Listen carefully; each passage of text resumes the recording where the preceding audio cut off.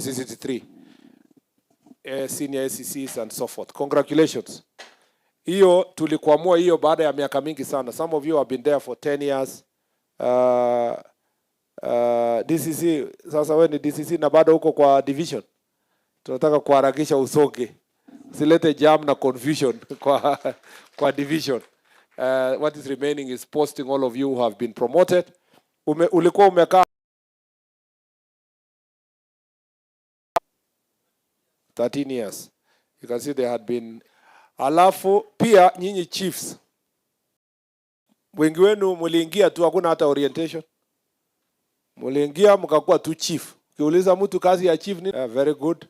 Na sasa mnajua training mnajua chiefs training inaendelea? Havana, unaona jioni leo ama kesho huko Embakasi. Speaker makofi hawajui hata nimesema waende kado wafanye nini. Sababu ya pili sasa. So kama wale wengine wa kaunti zingine wanaamka saa 11, hawa Nyamira waamke saa 9. Ndio nikiwaambia kitu inasikika, sauti ita improve. Si namna hiyo. Muelewana chief? Bado tunaona wako chini. Chiefs tumeelewana? Improve kidogo lakini pengine ukiwahurumia ikuwe saa 10. Some of you mmekaa 10 years, 15, miaka mingi. Na how many are reporting this week? 65 are reporting. Eneo mkono, you are reporting. And then after that, the next group will go wote. Hakuna mwenye atabaki. In the next batch, everybody will go. We finish by December to go to tumemaliza. Alafu tutawaita graduation muonane na rais.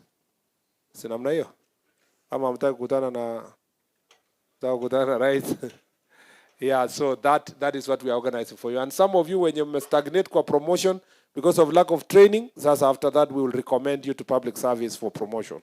All of those that have stagnated. Kuna mambo mengi tumefanya. Policy ya village elders tumemaliza, cab memo iko tayari, ninapeleka cabinet. Alafu sasa kutoka cabinet tutaleta mwelekeo, how do we facilitate the village elders. Na wale wanapinga wanasema sisi tunataka kuandika kazi wazee, atuandiki kazi, tunatafutia tu facilitation ile ya kununua gumboots na torch na hair tie na kupigia simu chief, kupigia simu sijui nani.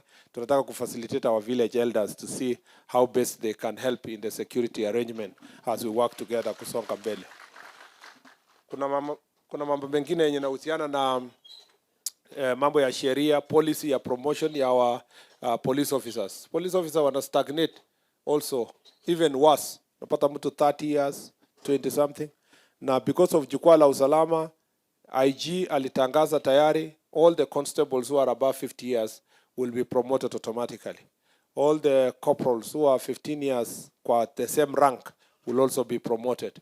And all the inspectors of police wenye wamekaa kwa hiyo rank. Then tukimaliza hii jukwaa tutaleta policy ya how long should one be in which rank. Hapo ameoa hapo, watoto yake wanasoma hapo na alikuwa askari. We want to have a maximum period of time you can serve in one station. But also isikuwe chini 3 months. We also have to have a minimum period of time somebody can serve. The other thing we have small other with it. As a result of Jukwaa La Usalama, we have done, there's a lot of, na utapata kwamba sasa crackdown inaendelea vizuri, mambo ya kupambana na goons, mambo ya bandi, na tulichukua 50 yenye wananchi wanaleta tu wenyewe. Wale wakora wanasarenda, wamewachana na ukora. Saa hizi tumefika 120. Yeah. It would happen when I was a senator. And I'm very happy that when there is a close working relationship between community chiefs and the OCS working together, we are able to resolve serious issues of insecurity. We're going to try to speed up the process. Chiefs, the uniform Embakasi. Namna hiyo. Lakini uniform size iko wapi? Sinaeleza, nimeambia kila mtu apewe kama amepimwa. Taki mtu mwenye anapewa, kila mtu apimwe, anapewa uniform yake inamtosha. Sikuwe kama chief mwingine nilipata huko Kitui. Sura alipokuwa anakuja ni mwanaume, lakini nilikuwa nimeona kama amevaa skirt. Kumbe ako na miguu miwili. Yeah. Nikauliza, wewe ilikuwaje? Akasema alirushiwa, alienda Mbagazi akarushiwa kwa dirisha, akaambiwa jipange. Akasema mwili yangu ni kidogo, akaambiwa tafuta fundi huko mbele. Kabla hajapata fundi, waziri akafika. So tunataka kuhakikisha kwamba mnapata proper facilitation on all those issues. There are many things that are exhaust. Security protocol. Yes. Yes. Okay.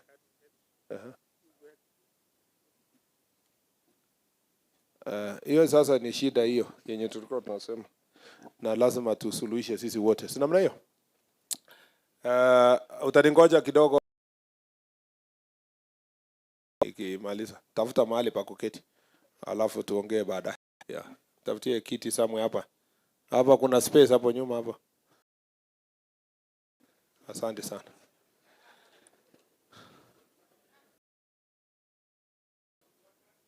Yeah.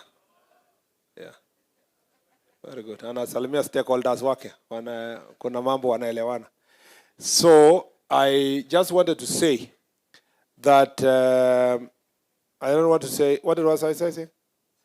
I was trying to tell you this is a free forum. Ongea mambo yako freely. Tumeelewana? Mambo itoke freely. Watu waongee freely. Na usiogope. Siogope mimi, uogope sijui regional commissioner, sijui IG. Hapana. Just speak freely. Bora ni respectfully.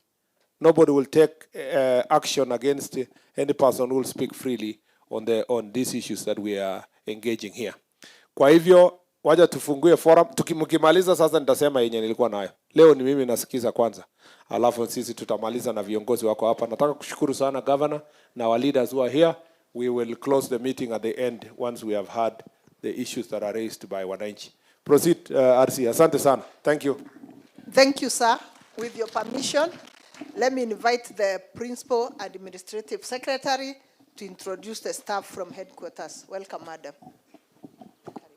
Thank you. Tumpigie makofi mkuu wa Nyanza, Mheshimiwa Waziri wetu Onesmus Murkomen. Kwa niaba ya maafisa ambao wametoka makao makuu, kwanza kabisa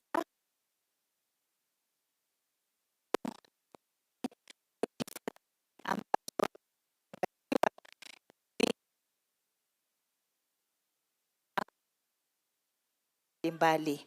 Ya pili, kwa niaba ya wenzangu niweze kusema Nyamira wakire buya. Mangana teya. Yeah, so this is nostalgic for me because I was the Deputy County Commissioner Nyamira South. Then I was elevated to be County Commissioner from here. So it's good to be back home. Kwa hivyo basi Nyamira na viongozi wa nyanja mbalimbali kulingana na usajili ambao ulifanywa mwaka wa 2019 kupitia njia ya census, mulikuwa na idadi ya watu 605,576, and now you are at 662,620. So I would like to introduce the team that is accompanying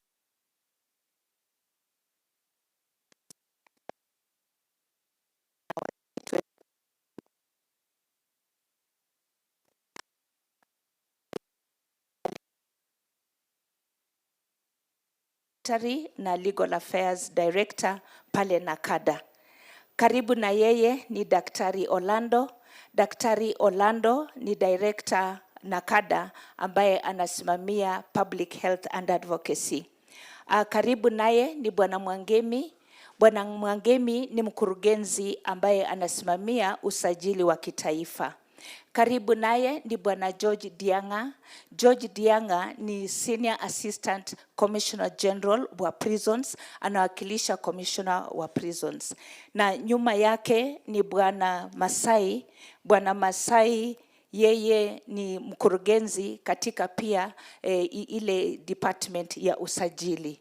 Na pia nyuma yake ni County Director wa Nakada hapa. Na pia kwa niaba ya serikali kuu kuna kitengo cha watu ambao ningependa maafisa, ningependa kuwa introduce kwenu. Wa kwanza ni Bwana Sagero. Bwana Sagero huyo ni Commissioner wa Nairobi River na ni mtoto wenu wa hapa. Tumpigie makofi.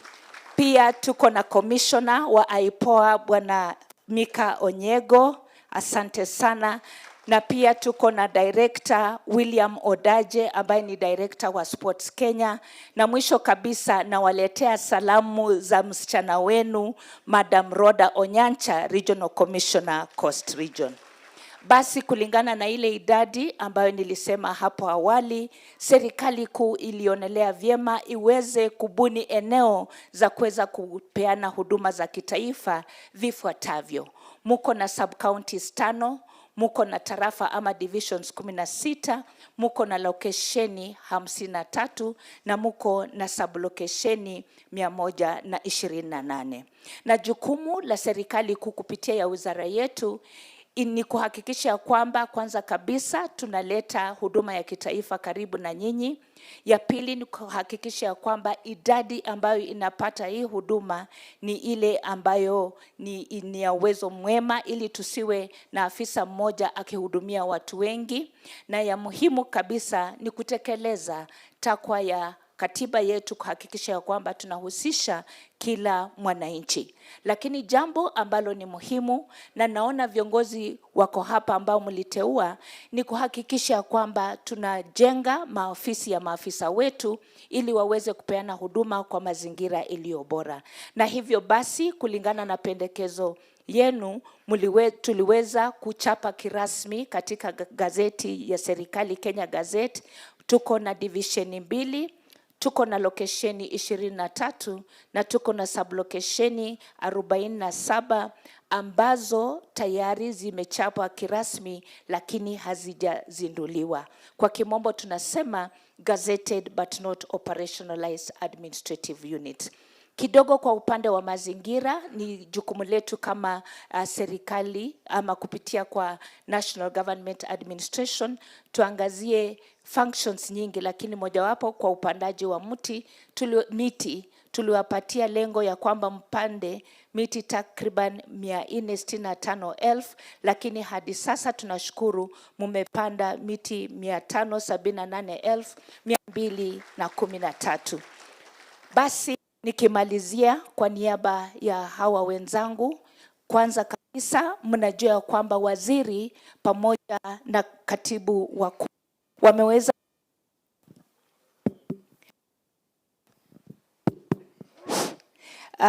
waziri wetu wakishirikiana na katibu wakuu wameweza kuangalia mambo yenu ya ustawi, yani mambo ya welfare, mambo ya sera na kanuni, mambo ya uniforms na kadhalika, na hapo baadaye ameelezea na ataelezea zaidi.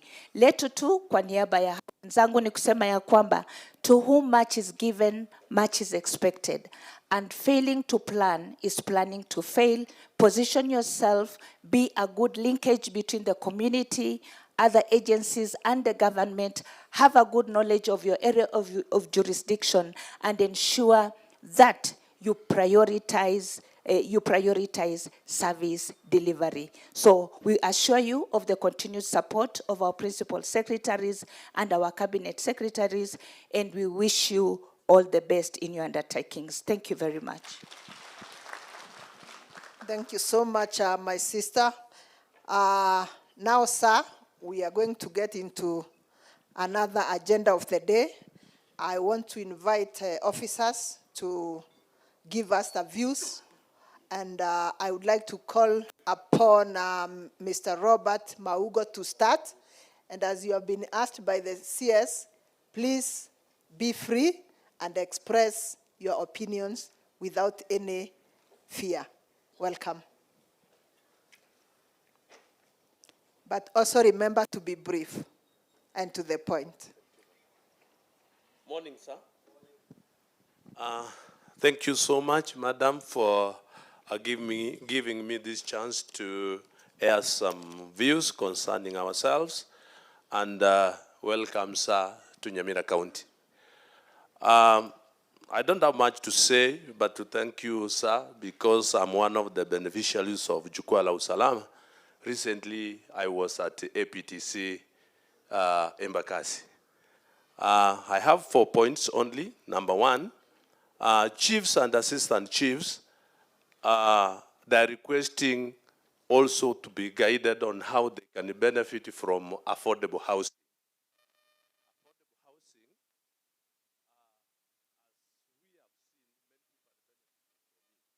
But us, as chiefs and assistant chiefs, we haven't been guided well so that we can also benefit from the same.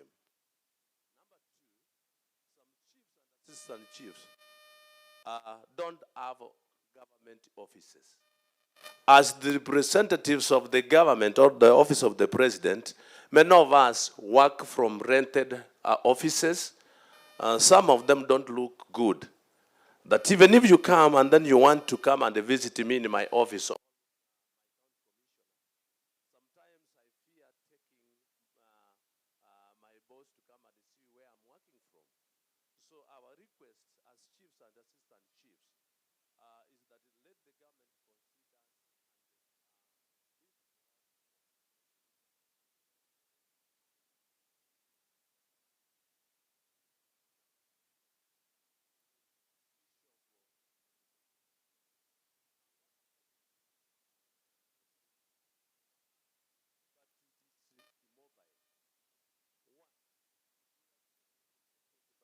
cleaning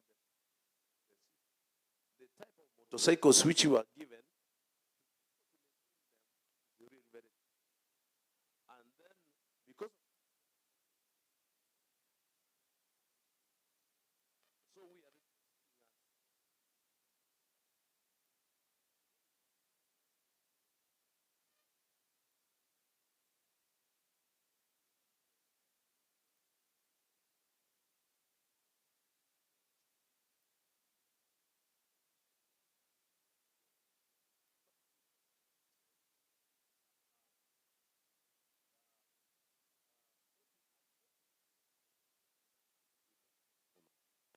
that I can be able to salute. I can be able to wake up very early in the morning, go for a morning run. I can be able to serve our clients with a lot of integrity, respect, and all what's needed for us to serve them. We thank you so much because you are working for the last 13 years, but haven't attended you so much because of that. Least but last, considers, last but not least,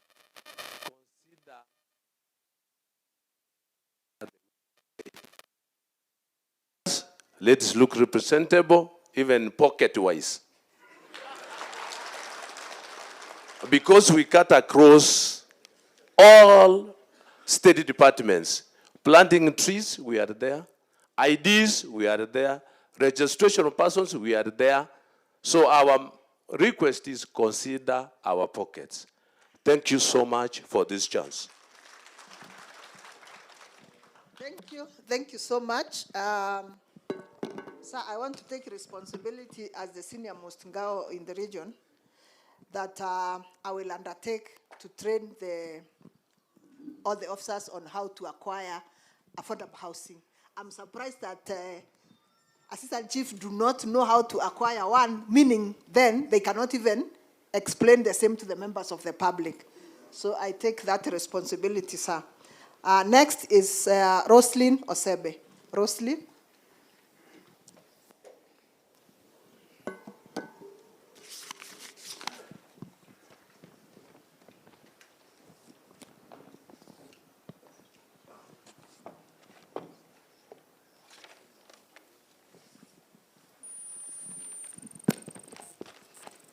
Thank you so much, Madam, for this chance, sir. Allow me to present a small speech before I air my views. Our chief guest, the Cabinet Secretary for Interior and National Administration, Honorable Kipchumba Murkomen, the IG, Douglas Concha, the DIG, Mr. Gilbert Masengei, Principal Administrative Secretary of Bora, Regional Commissioner, Governor CCDC, good morning, and all protocols observed, good morning again. My names are Roslyn Nyaboke Osebe, Assistant Chief Memisi Sublocation, Ekerubo Location Assistant Division in Nyamira County. Our Cabinet Secretary, Honorable Kipchumba Murkomen, we've felt your presence and leadership in the interior docket, sir. Since your appointment, you've brought a renewed sense of energy, direction, and accountability in our security structures. Chiefs Hoye, all chiefs who interact with Wananchi daily and can confidently say that your reforms are being noticed on the ground, sir. In the deployment of the National Government Administration Police Unity, GAP. Thank you so much, sir. You've strengthened the coordination between security agencies, especially in Gaos, and law enforcement, ensuring that when the public calls, we respond swiftly and together. Chief Soye, you strengthened the Honorable CS. As you return to Nairobi, please convey this humble message to the grassroots, from the grassroots to His Excellency, the President, Dr. William Samoei Ruto. Your Excellency, thank you for appointing leaders who serve with integrity and action. Thank you for prioritizing security, peace, and the dignity of Wananchi. We, the Ngao families, stand with their vision of a secure, of united Kenya, sir. CS Murkomen, sir, you have our support as chiefs. We are ever ready to implement the ministry's directives on the ground. We're ready to uphold law and order, to report without favor, and to defend peace. Together, let us build a Kenya where everyone from the child in the village to the officer in uniform feels safe.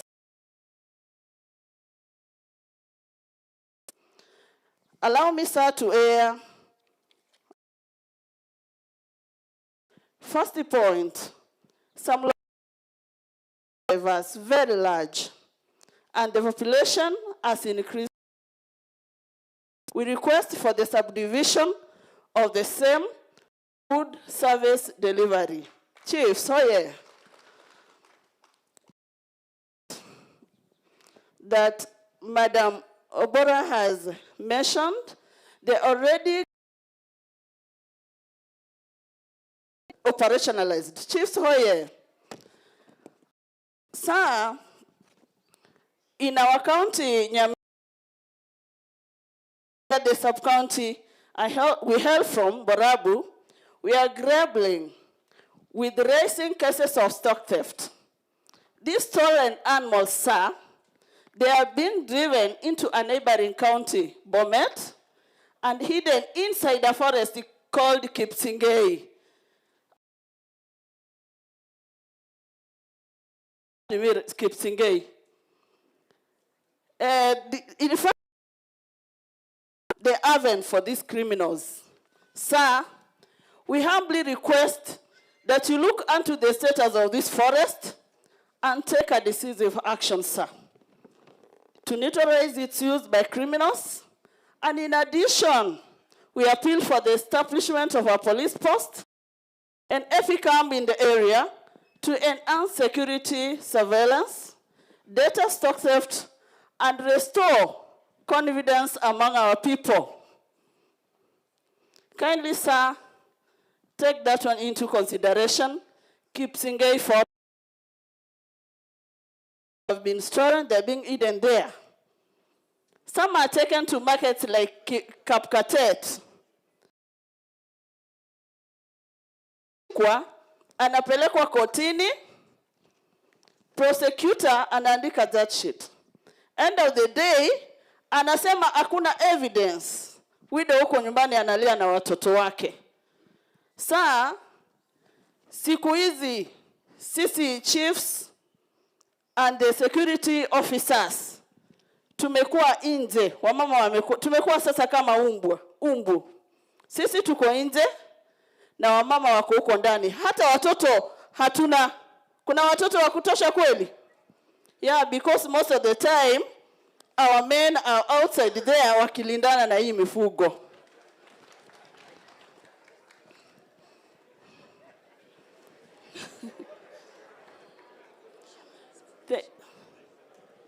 For the interest of time, sir, let me assure you that kwa CSS wote, mtu asinisikize. Nilifurahi sana vile uliingia kwa hii docket ya interior. I was very much happy. I don't know why. Kumbe there is a reason behind. I'm a beneficiary for this. Jukwaa La Usalama. Tumeisikia ya kweli. Tunaenda APTC. And sir, I hope all is going to become the end. Thank you so much, sir. And before I finish, I want to appreciate in Nyamira County, all the police officers. We are very much together. We work in harmony. Thank you so much, sir. And may God bless you. May God bless Kenya. And may God bless our president. Thank you so much. Let's appreciate Madam Assistant Chief. Let's appreciate the Assistant Chief. Thank you. Sir, we now move to the category of chiefs, and we start with Mr. Wilfred Ombaki. Mr. Wilfred Ombaki.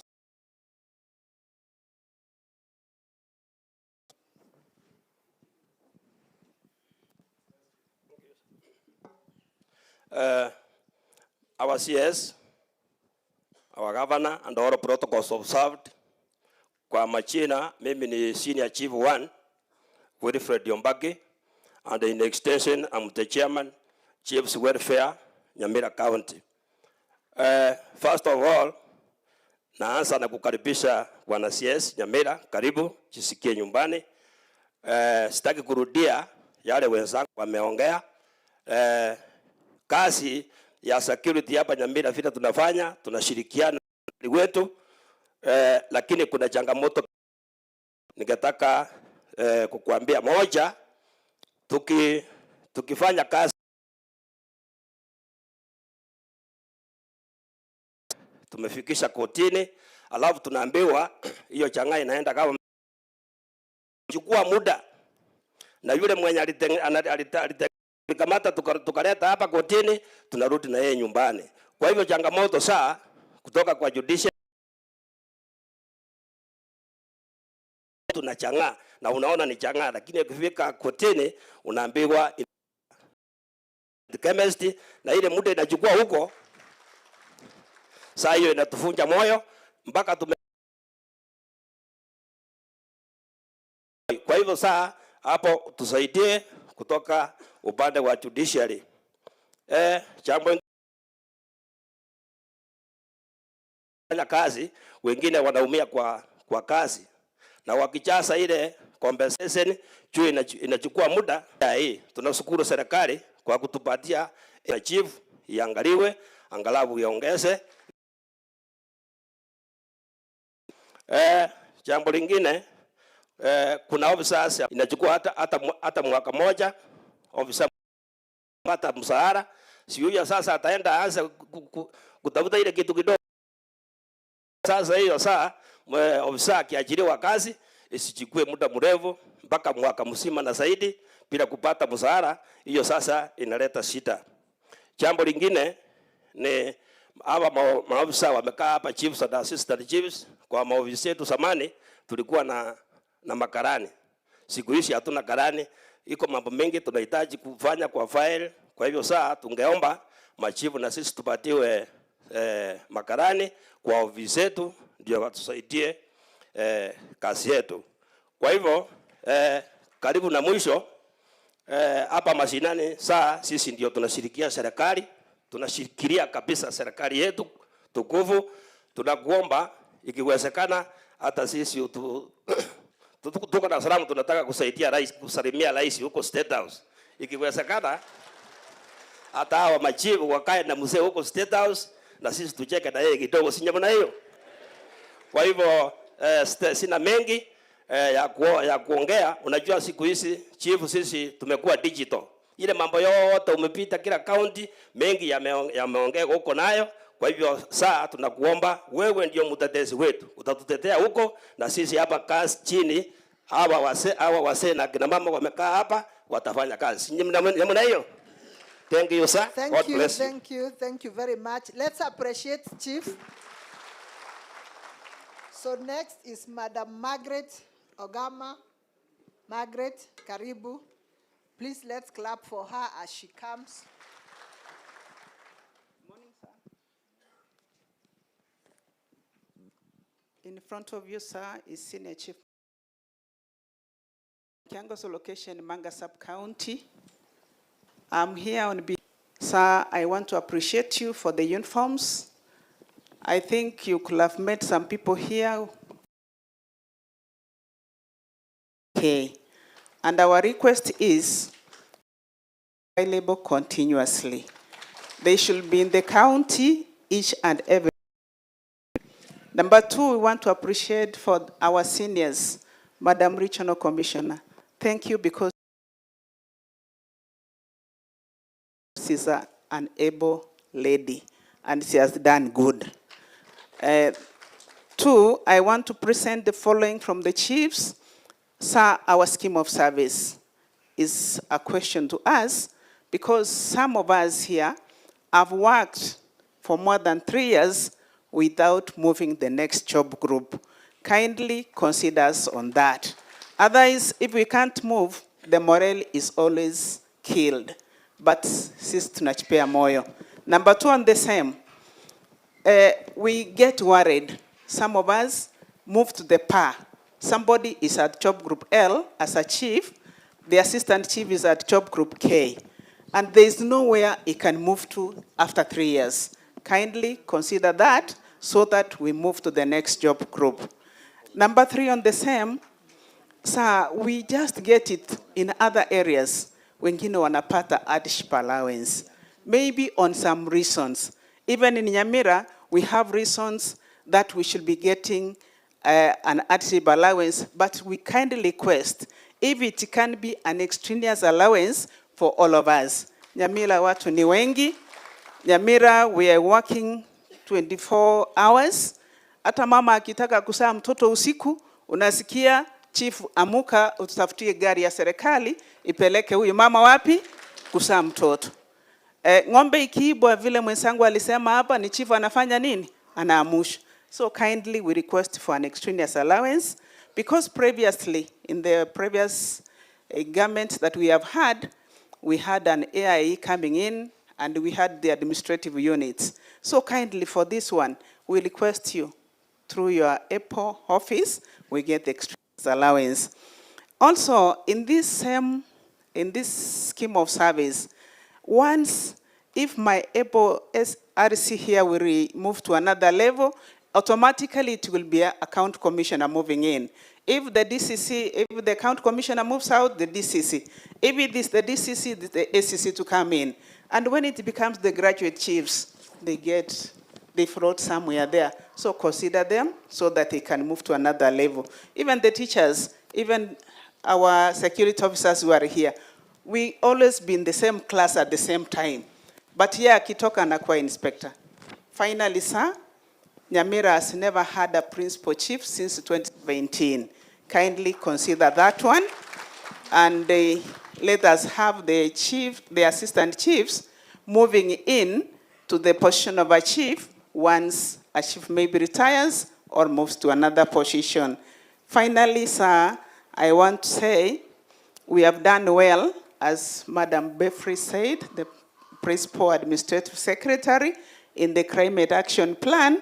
In Nyamira, we have public land in different areas. We are requesting you if we can have the National Commission of Lands to come and demarcate those public lands so that we can continue planting more.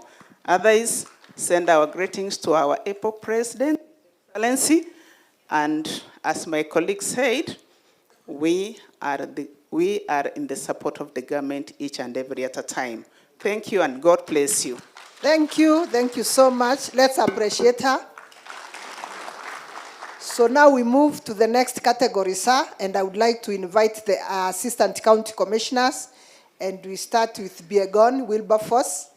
Wilberforce Biegon is the ACC in charge of Nyamira Division. Just hold on a little bit, ACC. Kuna chief ako na kitu ya kusema yenye imewachwa kuhusu especially ile challenges. Ningetaka kusikia kitu kuhusu defilement, kuhusu something to do with defilement, something to do with pombe na illicit brew. You've mentioned about land and so forth. Just point. Yes, chief. Simama tu hapo, utapewa mic. Huyo anakuwa analala wapi?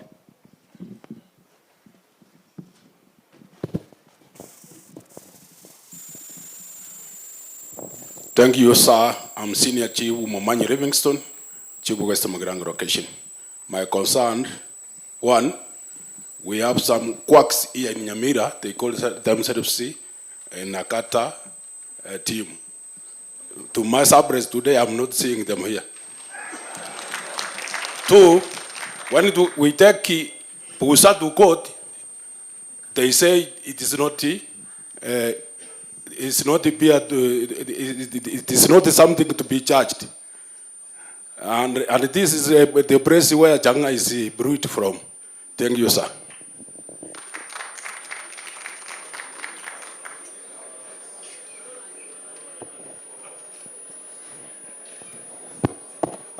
CEO, Amarikwa, Liki, there must be some cases of impersonation, in this place, and unless can you confirm it's your staff or it's impersonation?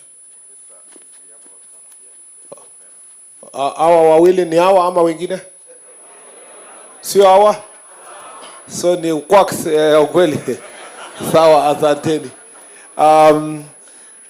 So let me ask you, sasa wewe chief, unasema kuna quacks hapa.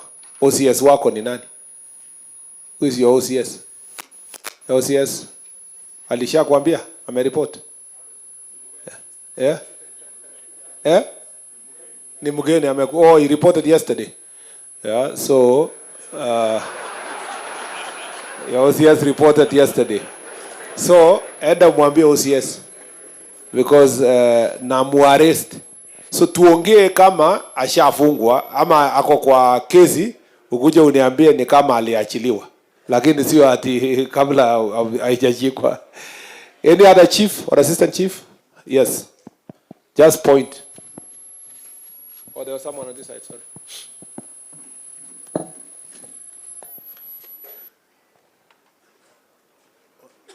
Honorable.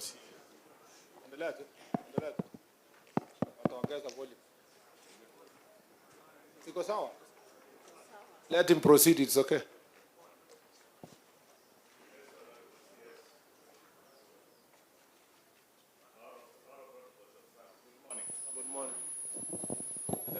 Honorable CS, all protocols observed. Good morning.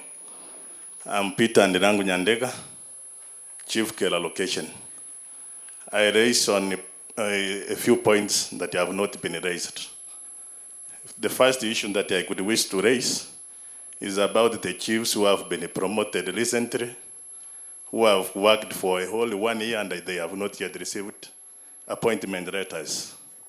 Even after verification of their documents. That was already said. That was already said. We will deal with that. Another thing is about the gazetted locations. Officers done. No. Chief, please. There is an issue that I want to add on it. Okay. Officers done but we are yet to receive, they are yet to be operationalized. My question is this, sir. As we are in this Jukwaa La Usalama, I know you will not consult anybody on that. Why can't you simply, by the time you leave here, simply say that you have operationalized those locations so that they can start working? So, but I have a message for that. One person, Pandeule. Thank you, sir. And which have not been spoken, and that is about the municipality allowance. Some of the the municipalities, they have the municipality allowances. So we have, I want to add more points on the salary of the chiefs and assistant chiefs. Kindly, the salary of the chiefs and assistant chiefs is a bit too low compared. Another issue I want to add, the graduate chiefs. Recently, the chiefs were designated.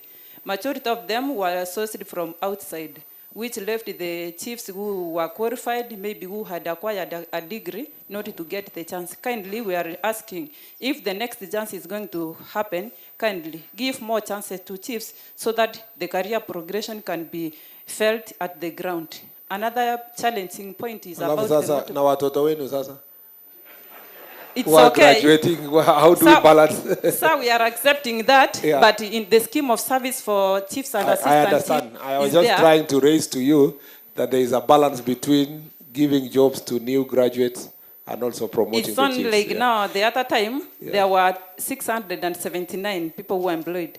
Out of 79, only 150 were assistant chiefs and chiefs, okay. where another alternative is there. If all of them cannot be absorbed to be SECs, kindly check at the job group.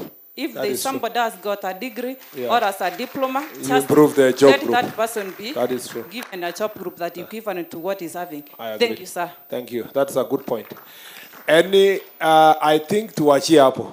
I opened it further than I thought. This is, SEC, proceed. Thank you. There was an Thank you, SEC on sir. the floor. Please, yeah.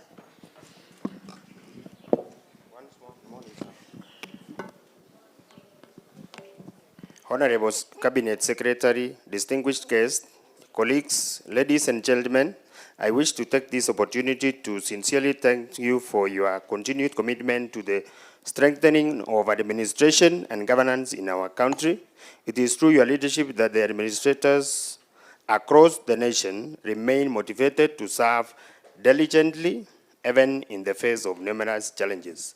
In Nyamira County, sir, administrators are working tirelessly to maintain law and order, implement government policies, and foster development. However, several challenges continue to hinder this effective service delivery, and I wish to highlight them for you today, sir.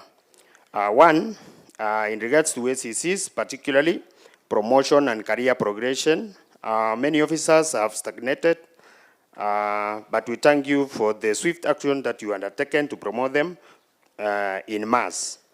Promotion, as you know, an officer who is not promoted works with a killed morale. Sir, the 2021 group in particular is still waiting to be promoted to the next job group, having served for the required 3 years. Okay, sir.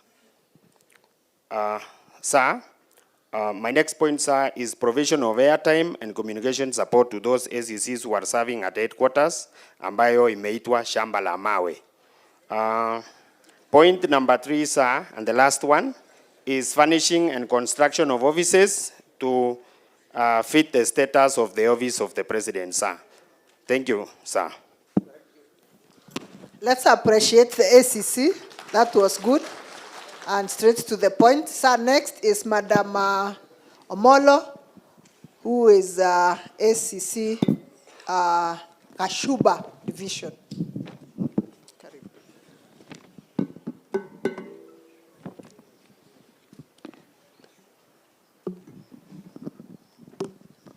The chief guest of today, the Honorable Secretary for the Cabinet Secretary for Interior, Bwana Kipchumba Murkomen, the distinguished guests that are here, ladies and gentlemen, good morning. My name is Kalsi Nomolo. As you've heard, I'm the Assistant County Commissioner, Gachuba Division. On behalf of my colleagues, I have a few submissions to give. These are submissions that we've discussed with my colleagues, and I'm only representing them. Number one, extraneous allowances for us. I know that at the higher levels, our colleagues are receiving extraneous allowances. Looking at the nature of our job, we have to work day and night, move from every corner of our divisions to ensure that security enhancement is done and security operations are working. A living example, like in my division, I do not have a vehicle, I do not have any means to move through to work. I expose myself to a lot of danger, a lot of, and as a lady, you know, this job initially was for men. And when I got this job in 2015, my community really celebrated because they've never heard of a lady DO those days. There was a big party in my village, and everyone was very joyous. If they hear that I've died in the line of duty, for a lady to die in the line of duty, in terms of maybe being gunned down or beaten up by a changa dealer, because you cannot escape. Once you are there, you are on top of a hill or in a valley, and you know these changa vendors are not really happy. They like to fight so that also they can remain safe. That mobility for the SEC enhanced, will be given vehicles. Actually, this is the only cadre that does not have mobility. We don't have vehicles, we don't have them say that even those motorcycles are not operational, they're immobile. Okay. Two, we are also requesting that our offices be furnished. We be given offices for those who do not have offices, so that we get good furniture for the offices, we get laptops, we get computers. We are also requesting for the fast tracking of Ngapu, that is the police unit for the administrators, so that we are able to remain safe and also have times whenever it is needed. So I think that is all that we have. And may God bless you all. Thank you. So much, let's appreciate her.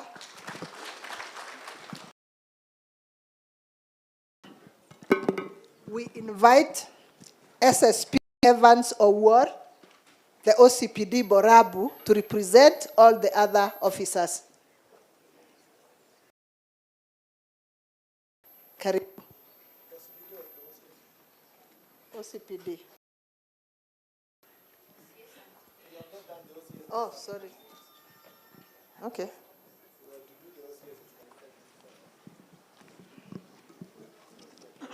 Yes, Ministry of Interior and Coordination of National Government, our able DIG, Mr. Gilbert Masengeli, the Governor, Nyamira County, Nyaribo, all protocols observed. Good morning. Amjambo nyote. Mimi naitwa Ignatius Wendo station in Nyamira. First of all, I would like to thank our able CS initiating this great forum. It's been a very consultative forum. We've been clearly following out throughout the 42 counties that the forum has gone through, and I can say it has lived up to expectation. Waziri, we have challenges as OCS, and as you said, OCS are the mother of all police operations. The first challenge we have is inadequate resources, mobility, provision of enough vehicles.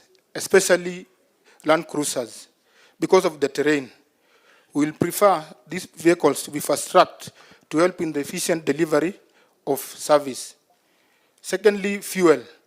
The current allocation is 450 liters.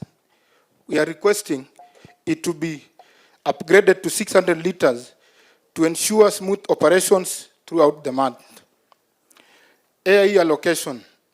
Since 2020, there have been a lot of gazetted police stations throughout Kenya, but most of them do not have AIEs.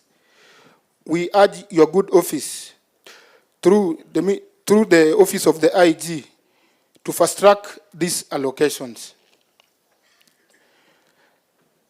Another point, police documents like OBs and vital registers. We'll wish these documents to be decentralized to the regional level. Currently, if you require these documents, you have to get approval from your OCPD to give your requisition S12, you go all the way to Nairobi. We would like these vital documents to be at the regional level. Welfare of our officers. The 55-year rule should be fully implemented so that the officers who are nearing retirement to work in their home counties so that they start integrating back to the community, because they have been away for so many years, and it's our wish for this policy to be fully implemented. The issue of uniforms. I've had chiefs celebrating here because their uniforms have come to the sub-county level.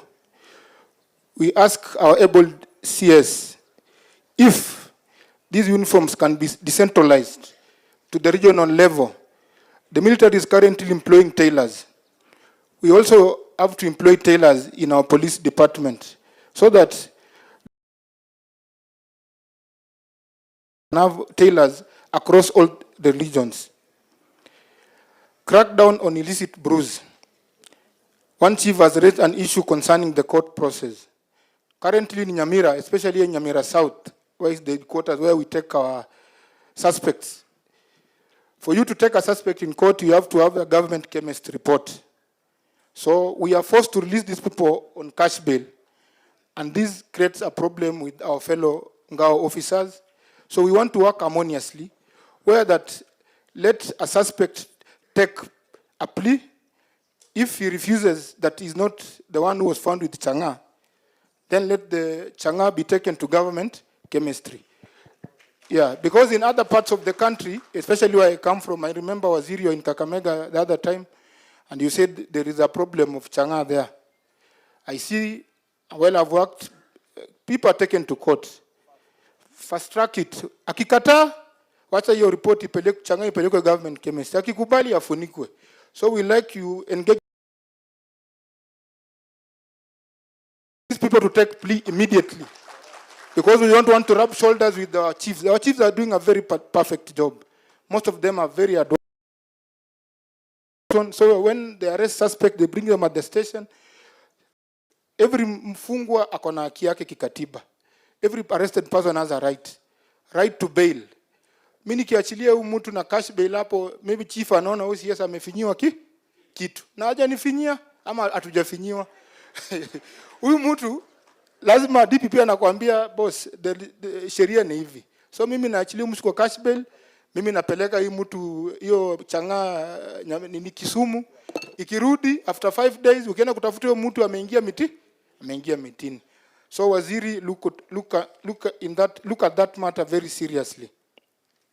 Then we had divided our points across the board. We had other officers at the chief inspector's level who were to talk. But waziri, I will urge you to give them some time kabla OCPD akuja onge. Then to my brothers and sisters in the NPS, we should build our relationship. Currently, we have the DCI, Kenya Police Service, and the Admission Police Service. The community is really watching. Kenyans are becoming very informed. We should also embrace brotherhood in our service. Mimi nikiona Chief Inspector Onyango hapa, nisimuone kama AP, nimuone kama National Police Service. Nikimwona kama DCI Chief Inspector Kiptanui hapo, nisimwone kama DCI, nimwone kama National Police Service Officer. Hiyo itasaidia pia harmonious working relationship, because raia wakiona OCS na DCI wapatani, dio wapatani, wanaingia katikati. Na sisi wote ni watu ya uniform. We are here to serve the government. We cut across the board. So mimi ningeomba mandugu zangu wenye tuko kwa kazi ya usalama, we are heading to elections. Na itakuwa kazi rahisi kwetu kufanya kazi. So as I conclude, common saying from our able DIG APS Mr. Gilbert Masengeli, it says, usimunyanyase toshana kicheo, usimuingilie mkubwa yako. Thank you so much. Asante waziri. May God bless Kenya. May God bless. Let's appreciate him. Thank you so much. We will listen to another OCS, Inspector Henrita Nasimiu. The next OCS, please come forward. Please clap for her as she comes.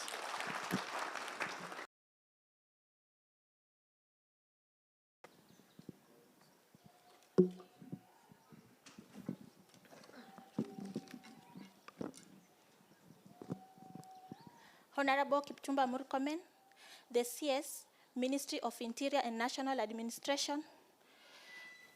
Allow me ride on the already established protocol and say good morning.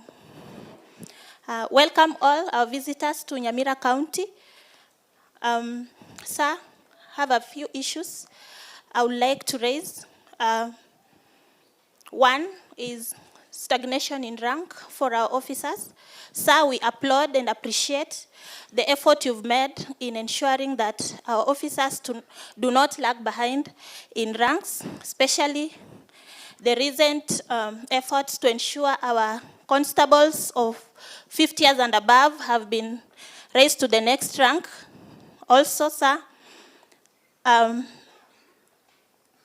we appreciate the effort to ensure the NCOs of 15 years and above in the service are moved to the next rank, and also the members of inspectorate. But sir, one of our prayer is that at least this issue of promotion be automated.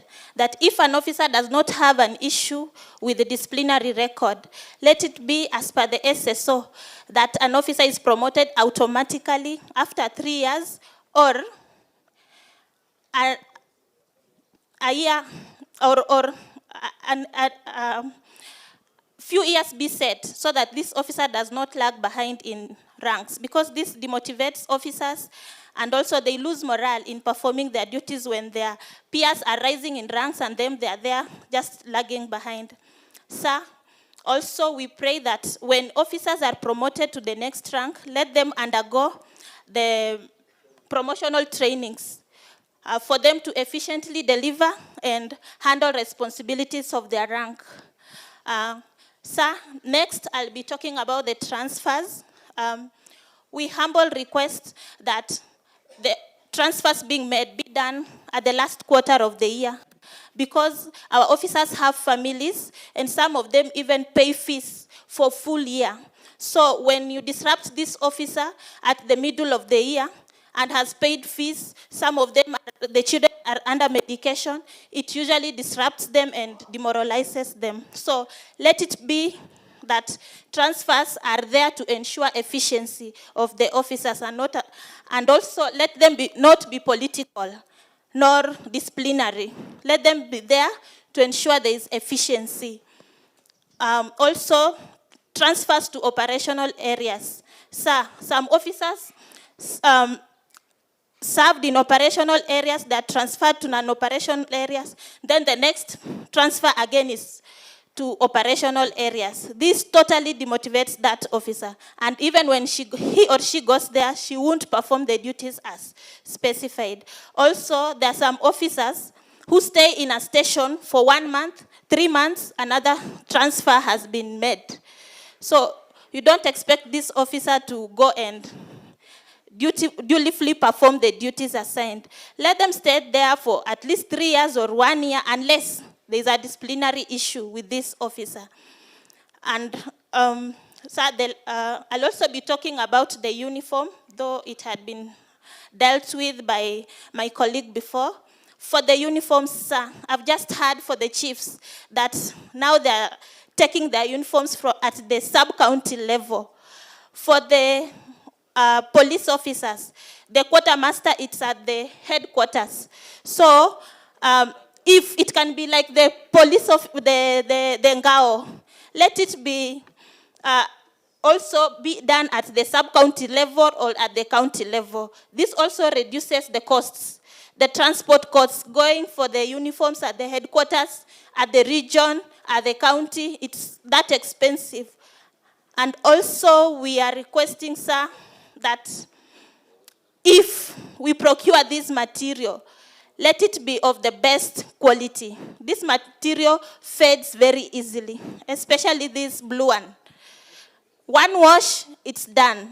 So let it be the best material for the officer. It will also minimize the costs to the service. Also, sir, our officers who are transferred from APS to KPS do not have all the uniforms. Like the APS officer do not have the ceremonial uniform. So they tend, when there's a ceremony, they tend to borrow from each other. And if you don't find a fitting size, you will not attend the function. So kindly look into that. Also, if possible, let the kit be digitized so that it's just at a click of a button, you know this officer has been issued with this, issued with this. It will be easier for tracking. And last, sir, I'll talk about defilement cases in Nyamira.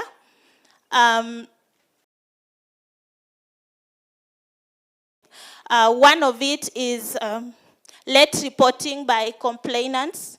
You find an offense was done like 3 days ago. So then the report is made. This person, this complainant first would have risked his or her health because the medication will not work. It should be within 72 hours. Also, for us as officers, we will not get sufficient evidence to prosecute the accused in court. So we urge for advocacy and we urge for advocacy to educate the public on the best way to handle these cases to ensure successful prosecution of accused persons. Also, sir, we have the problem of most of these cases are frequently adjourned. And you know, some of these people are poor and they come from far. Frequent adjournments, they won't even have fare to travel to court. So they tend to give up with their quest to seek for justice. Also, sir, children witnesses, they tend not to appear in court, especially during the hearing sessions. This is because of the frequent adjournments. So it's our... we pray that at plea taking, the victims should testify to avoid this issue of them going back to the community and holding kangaroo courts. This one will fast track justice to our children. Also, children nowadays, they give false testimony. When you continuously postpone these cases, they go and be trained at home, that go and say this and this and this, which is false, different from what was reported at the station. So we end up, our cases, the accused persons being acquitted, and we are to blame as police officers, yet we've done our part. So, sir, kindly look into that and liaise with judiciary for the betterment of service delivery to Mwananchi. Thank you, sir, and God bless you. Thank you. Thank you so much. Sir, that's the end of the OCS presentations. Those are very good points. I see she has a digital memorandum, so you should present. Thank you, sir. Any other OCS? OCS. Wapi OCS wa Keroka?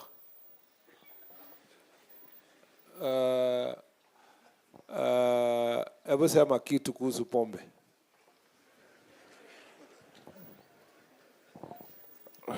Good morning, sir. My name is Joshua Modugi Kraide from Keroka Police Station. Bondering. How long have you been there? 1 year, 8 months. Okay. For the little time, for the long time I've been here, we have worked. We have coexistently with chiefs, assistant chiefs, and the ACC, the DCC. We have done well. We have prosecuted several cases in court. So far, I haven't had any complaint concerning the illicit breed, because in my area, unless the problem comes from Kisii side, where we live within the boundary. So we have fought a big fight. And in my view, I think I have done the... Na huyu mtu anaitwa Rambo, unamjua yeye? Rambo ako within Keroka, but he resides within Kisii. Let me ask you, do you have a conversation with your OCS from the Kisii side? What is the division? The division is Ichuni. Yeah? Yes, regularly. Yeah? Regularly. Yeah, because if you talk regularly, the question of your boundary does not, the administrative boundary does not arise.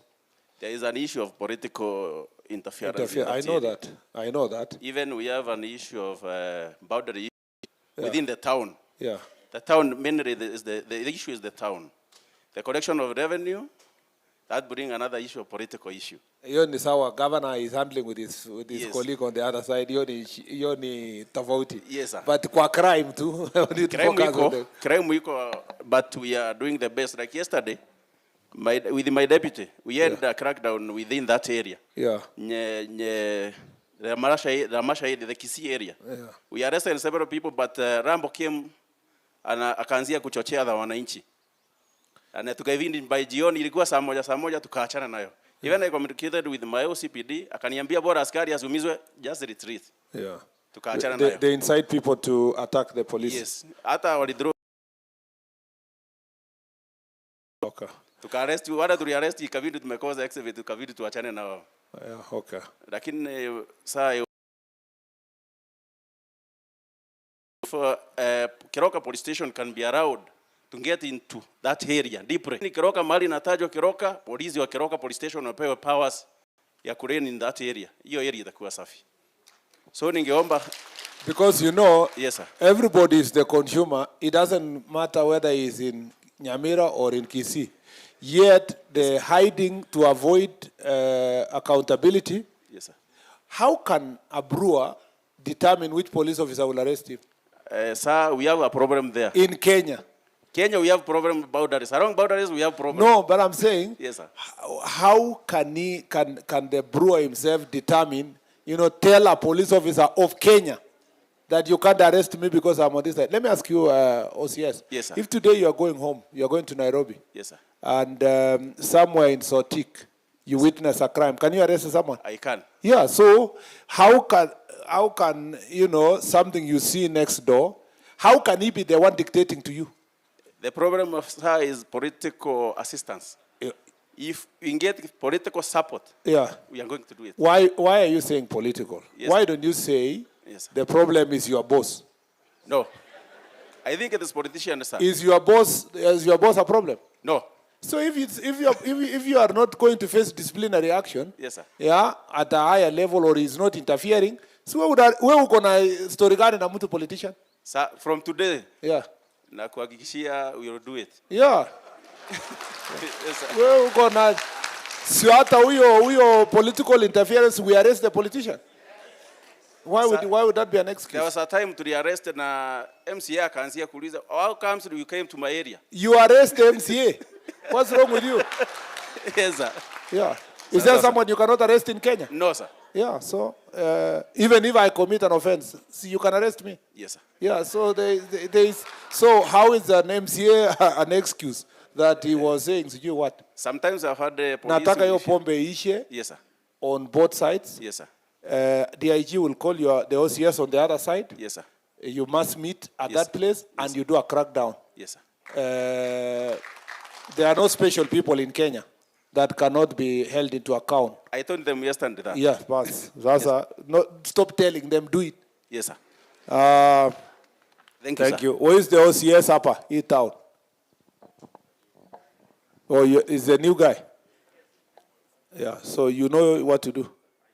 You know what to do. Umejua mambo ya huyo mama? He took over yesterday. Umepata brief ya mama mwenye anauza chang'aa na pombe na ethanol hapa? Umeshapata report kidogo? Bas, sasa umepewa. Usikae sana. Yes, sir. Yeah. Immediately. Si mnajua chief, wapi chief ya hapa? Si wewe unajua mwenye anakusumbua hapa? Yeah? Lakini unajua ule mama anafanya hiyo maneno hapa? Yes, sir. Na msiniambie ati political interference. Do your job. Hii hakuna hapa, sir. Yeah, okay, very good. So political interference ingekuwa ni mheshimiwa wako hapa. Yeah, he will not interfere. Yeah. If he tries, we arrest him. So you must deal with that issue once and for all. Why do we allow our people to suffer? For what reason? Alafu tunaambiana sijui political interference, sijui nini namna hii, sijui unachunga, sijui atitaribu kura. Sasa kura gani mtu amelewa ameumia? We first have to protect their lives. So do your job. Go to the next person. Thank you. No, is there an OCS who wanted to say something? Okay, very good. Proceed with the Thank you, next sir. level. We now move to the base commander. Base commander.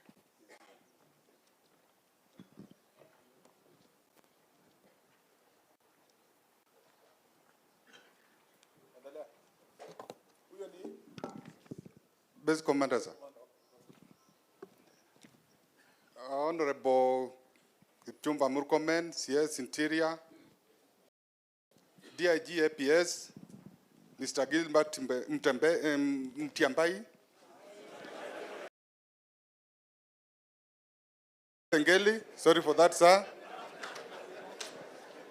Ladies and gentlemen, all protocol.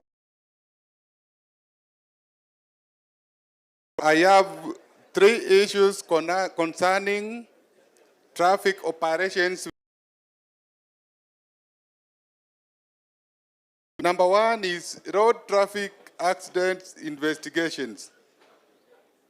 Sir, the terrain of Nyamira County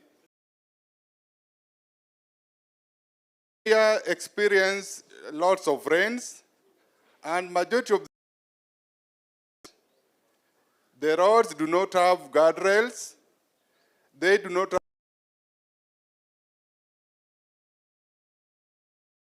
are common in this area.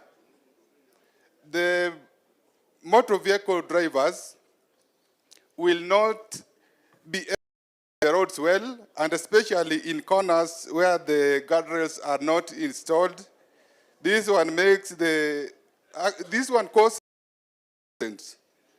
With the assistance of Kenya, if the guardrails are erected, roadsides are placed on the roads, we will reduce the accidents. Number 2 is an issue. I see a lot of chiefs walking away. I hope they are going somewhere, but I request you don't walk leisurely like that. Please hurry up and come back. Number 2 is the issue of NTSA. The NTSA office which we have in Kisii covers 4 counties. If they could be decentralized to each county, it will be easier for us when we conduct the crackdowns on roadworthy motor vehicles. It will make our work when it comes to the investigations of road traffic accidents, they have to do. At times it takes 1 week for them to come, and that is a challenge. It makes the members of the public complaints of that. Lastly, on the issue of reintroduction of mobile courts or instant fines, whenever we arrest the traffic offenders, since these are people who are on transit, majority of them do not come back. So when the pay bill which the government was initiating initially, sir, that one will assist us to ensure compliance on the roads and Kenyans will be safe. Thank you very much, sir, and may God bless you.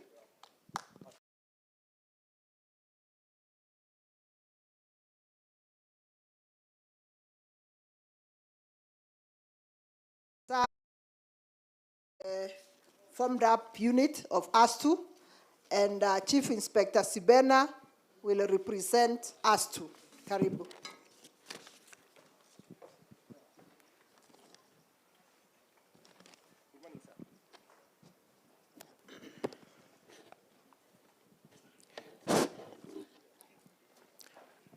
Our CS Interior, Honorable Onesmus Kipchumba Murkomen, our Honorable Governor Nyamira, Honorable Nyaribo, our DIG APS, Mr. Gilbert Masengeli, all security teams and protocol observed. Good morning.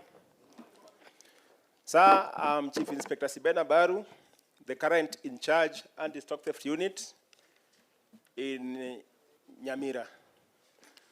Sir, before I start, let me take you through the stock theft statistics dating from January to now.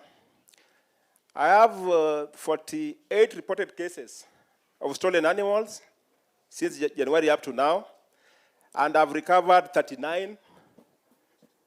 39 not recovered is 9. I think that one is a plus to me.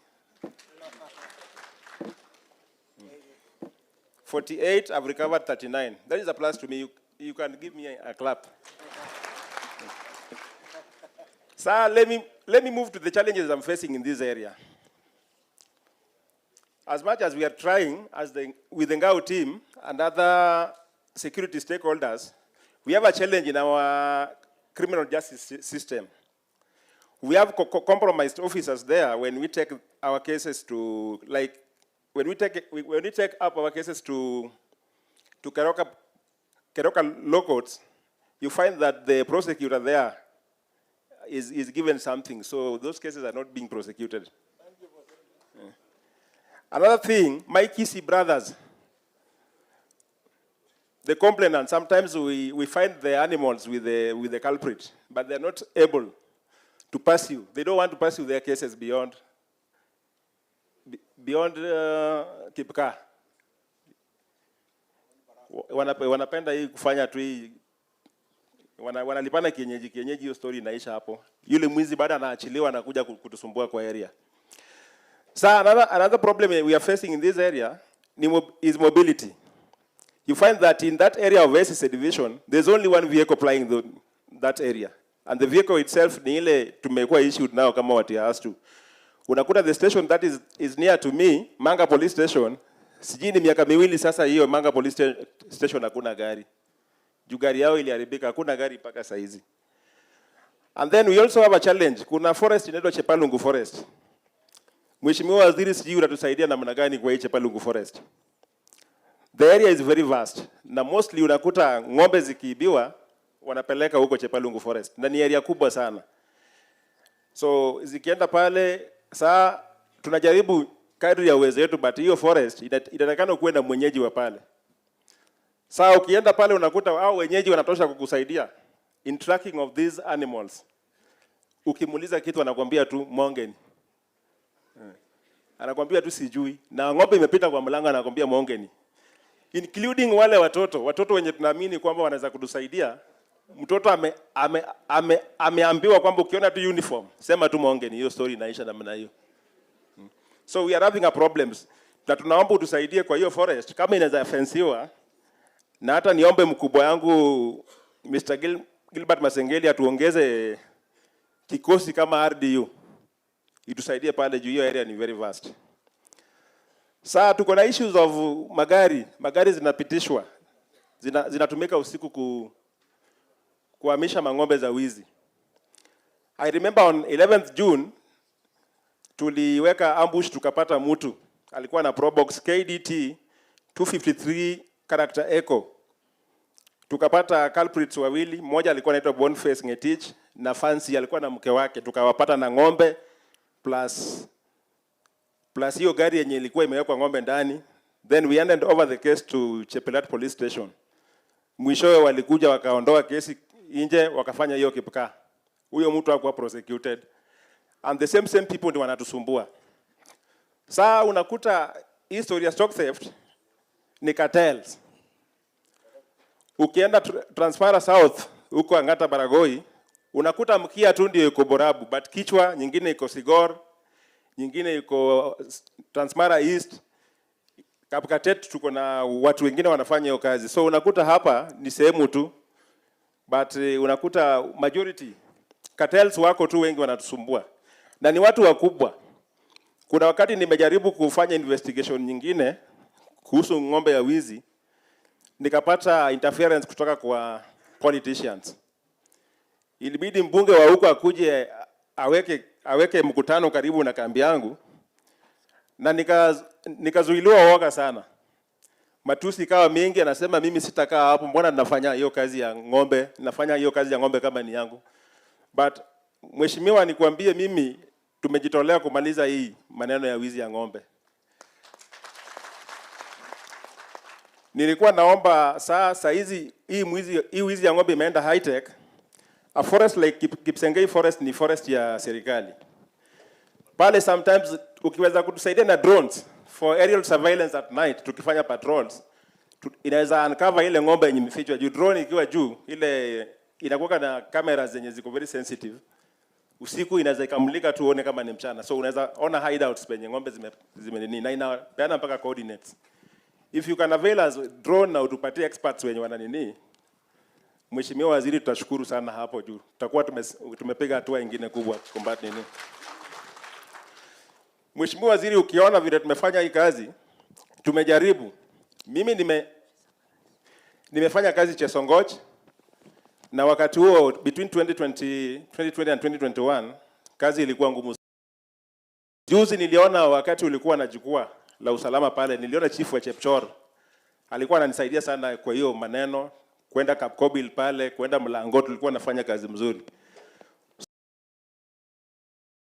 pale.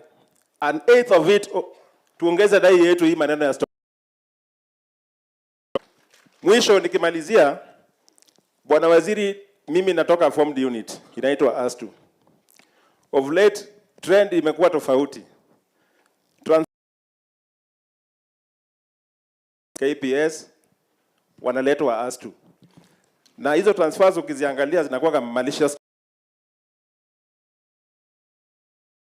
Imekuwa sasa ni kama dumping zone. So unakuta mtu kama huyu akikuja, actually wanasema products ya KPS. Sahi. So unakuta mtu anakuja pale akipitishwa through refresher courses. Ndio bado senior anarudi bado GD, anaacha yule askari mwenye amehangaika pale. Promotions zikikuja unakuta yule mwenye alitoka GD, transfers isikuwe malicious. Na wenye wako ASTU mtuone sisi transfer, like me have been hawajaona baba yao anafanya kazi wapi. So tunaomba tu transfers zikikuja mtu from inspectors kwenda juu tumestagnate sana. Like now we are about 80 chief inspectors kwa ASTU na ASTU ni Mheshimiwa, kwa upande ya promotions kulikuwa na merit promotions. Sisi watu ya ASTU iliguzwa tu kidogo tu. Lakini sisi ni kikosi yenye tumejitolea kufanya. Wakati promotions zinatokea, mtuangalie. Mtupatie hizo merit promotions. Nikimalizia, kuna leave allowance. Mheshimiwa leave allowance polisi wote wanapataka shilingi 4,000. Tulikuwa tunajua anapata hiyo 4,000. So tunaomba tu ikat across. Thank you. Thank you so much. Let's appreciate him. Asante sana. So next is Mr. Kennedy Onyango, Chief Inspector, APS Nyamira South. Tupatie Governor 1 minute. Atusalimie, he's going for another assignment. Please invite the Governor to just say.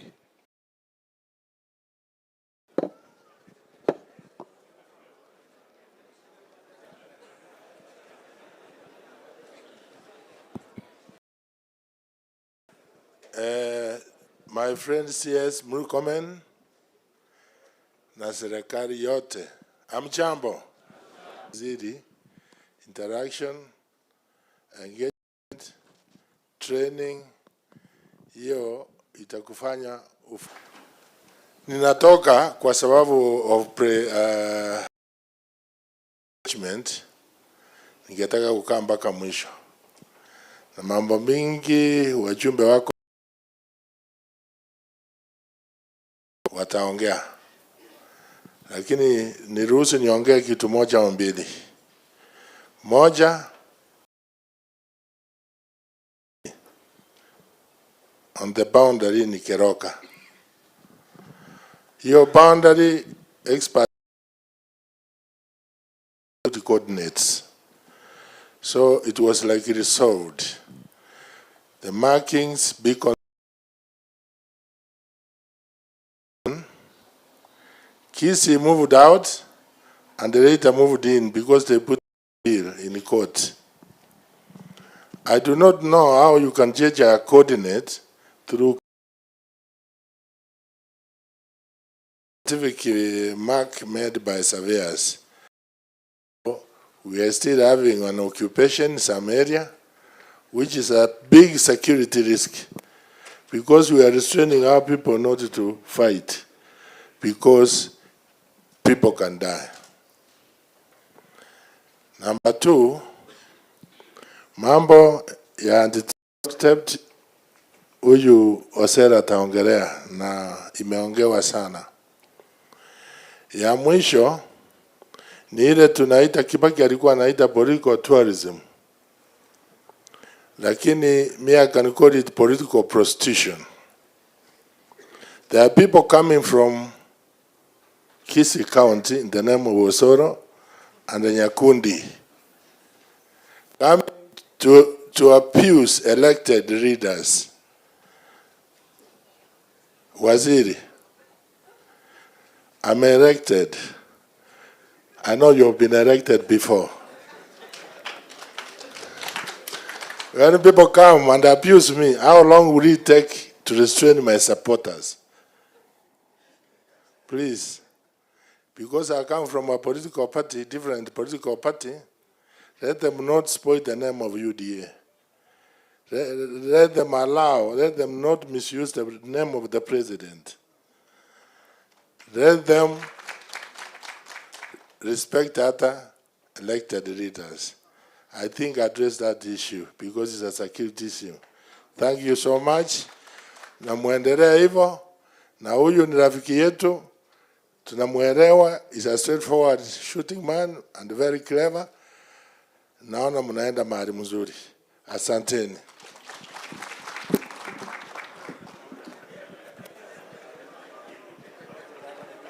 Thank you. Let's appreciate His Excellency the Governor. Let's appreciate him, please.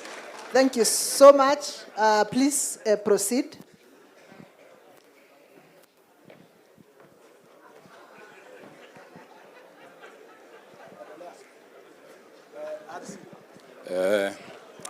CS Interior, CS Interior National Administration, Honorable Kipchumba Murkomen, DIG APS, RC Nyanza and the security team, leadership of Nyamira County, led by the governor, all protocols observed. Good morning. I'm going to be very I heard the chiefs asking about the housing.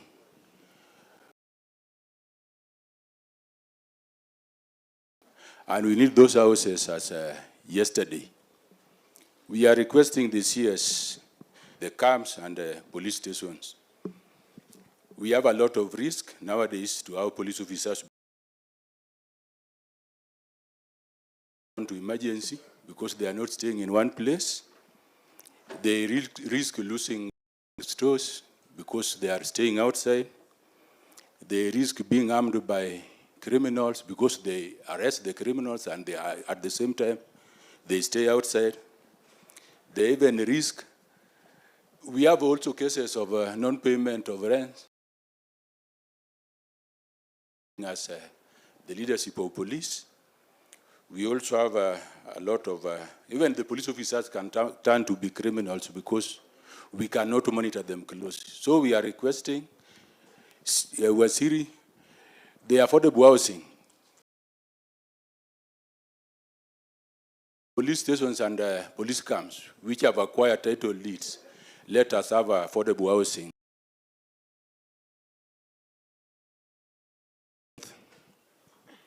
Most of us, we are operating in a very, very dangerous situation. We have very few police officers, and the crime is... so we are requesting, if we can go back to the basics where we used to recruit, something in the media, I don't know whether it is true, and if it is true, we are going to appreciate. Last, Lisa, I have a problem with what we call liquor licensing. Liquor licensing has been a thorn in the flesh. One, the sub-county AP commander is not a member of the liquor licensing at the sub-county. Two, we do inspection. Those people, our representatives, they go and do inspection for bars.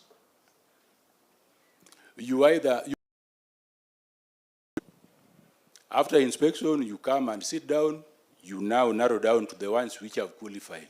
Maybe 50 have qualified. If we can go back to the basics whereby, later, otherwise we are going to make this country a drinking nation. Thank you, sir.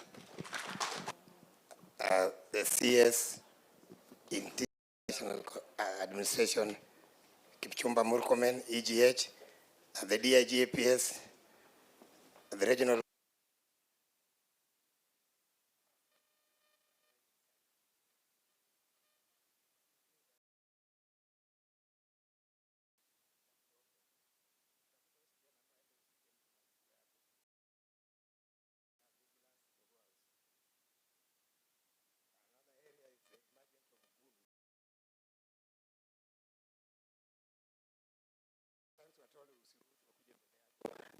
you know, politicians like them done.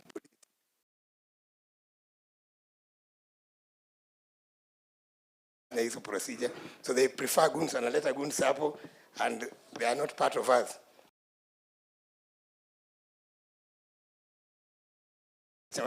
We are there. And be also a security. Our communication gadget, communication technology kadude kadogo, keka kwa koti kanapotea huko. Na kuwe na training ya Wi-Fi. Unajua wengi hapa najua mnawagile Wi-Fi tuna yangu ni hayo tu. Waziri, thank you for this time. Thank you so much. I want to North. Sorry. Moshi Sengeli, our members of parliament, the entire team, good morning. Issues have been addressed. I will just highlight one or two, and I will say something on stock theft. Mheshimiwa Waziri, stock theft counties, that is Nyamira North, Borabu, and the two Masabas, done a lot, and we've been having cross-border meetings with the neighboring. So we have discussed that as to camp, which is supposed to support the Nyamira North, making requests if a detachment can be brought to our side especially with we can have a detachment, itatusaidia kwa mambo ya kupunguza hayo. Then we have another problem which affects again Borabu and Masaba North. I must say that but the support from the KPLC team has not been for us, to them, so that they can support us in terms of joining even our chiefs and our police officers where we don't have vehicles. Then finally, Waziri, sub-county teams, I want to assure you that we are supporting our area member of parliaments in their work, and I can assure you that there's no interference from them. Just the way when you never interfered with whatever we are doing, however you are a super senator then,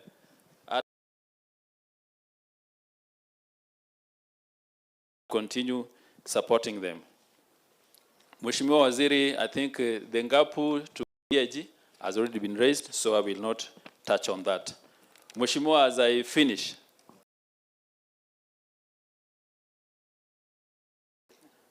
we've not had the mandatory trainings which would enable us to be promoted to the next job group.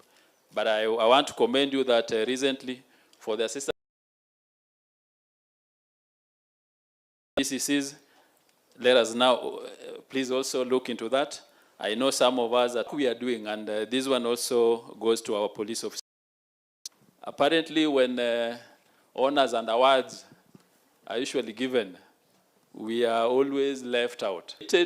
I waited, it never came. Then again last year, I pursued 2 years ago. I've been able to try to minimize. So Waziri Ami, asante sana.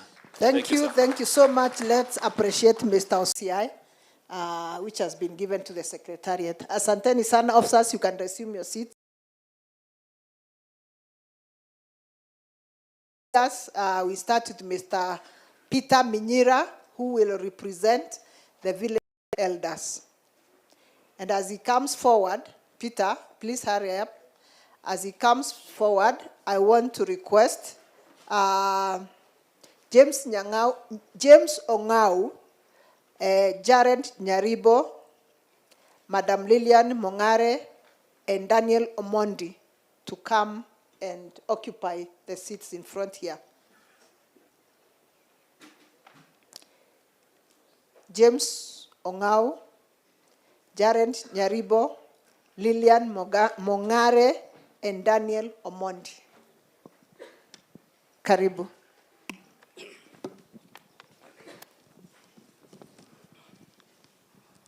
Our ABOCS, distinguished guests, and all protocol observed, good afternoon. I think it's approaching in afternoon. Our ABOCS, my name is Peter Kichana.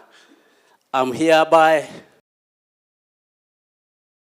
the elders who are the lowermost workers. I'm happy, sir, number one, to see you physically today, because I'm so happy, sir.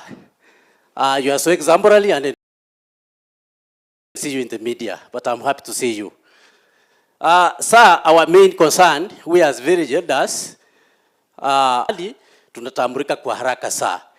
Hiyo ni moja. Ya pili, sir, kuna hii kitu tunaita token. Tumekuwa tukingojea sana.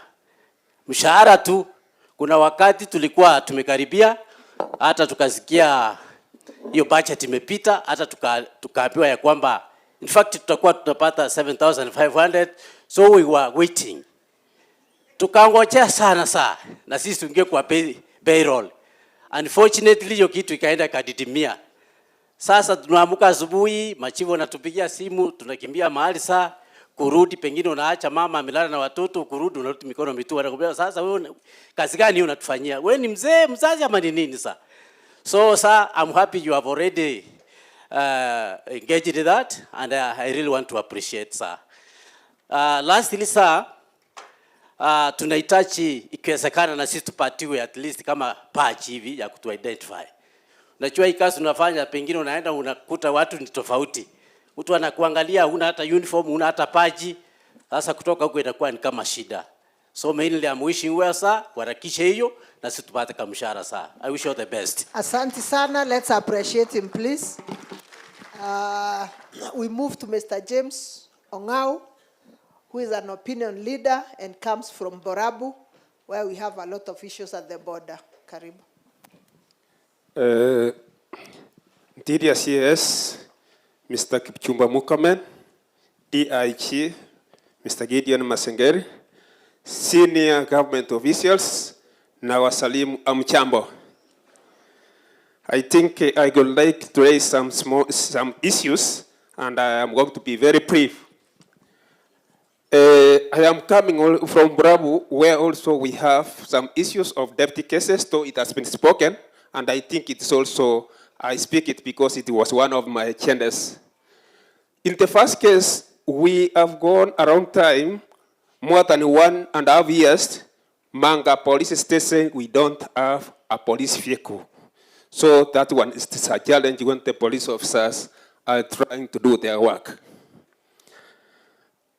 On that same note, when we move forward to the second issue, we have stock theft cases whereby our officers, they are doing a very good work.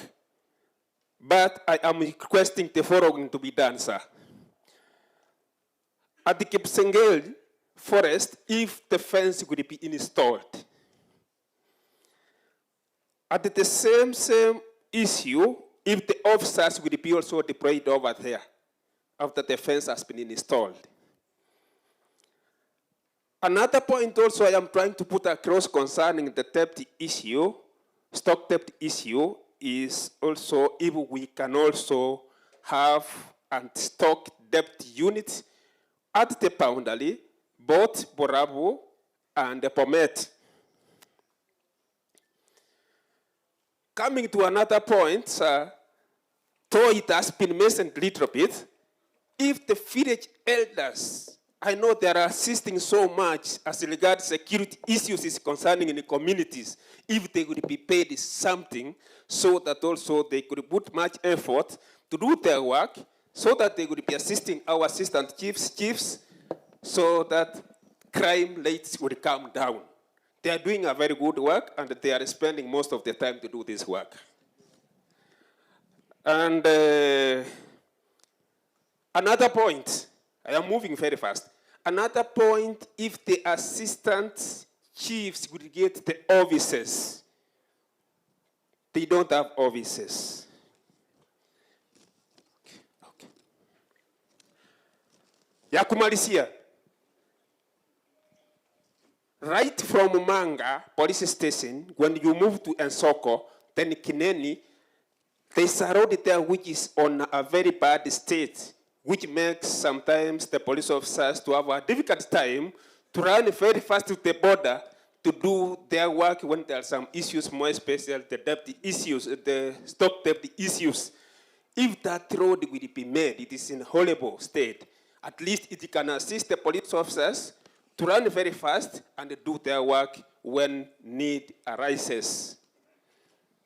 With those few remarks, I would like to say thank you so much, and may God bless you. Thank you very much. Asante sana. Thank you so much. Please, let's appreciate him. Sir, our next speaker will be Mr. Jared Nyaribo. Jared Nyaribo is a PWD.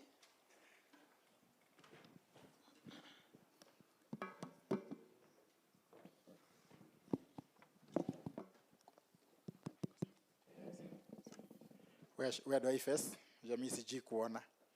So nafanya face wapi? Wananchi mko wapi? Waziri uko? Nyamaza nisikie waziri ako wapi? Waziri uko wapi? Oh, uko Mandei? Okay, sawa. All protocols observed. Our Honorable Cabinet Secretary. Good morning. Good morning, Nyamirans. Honorable CS, before you, my name is Jared Wilberforce Nyariba. I represent persons with disabilities. In fact, to be precise, I'm an MCA number 21 of Nyamira County. Number 21 is a disability board with a speaker of its own, a mess of its own, and everything of its own, on its own. I want to be a bit brief, but I want to make sure, CS, what I present is what no one has presented since I sat here, and since for the longest time I've followed the Jukwaa La Usalama tours that you've carried out. First on matters disability, then of course on general matters. Number one, sir, someone did talk about affordable housing.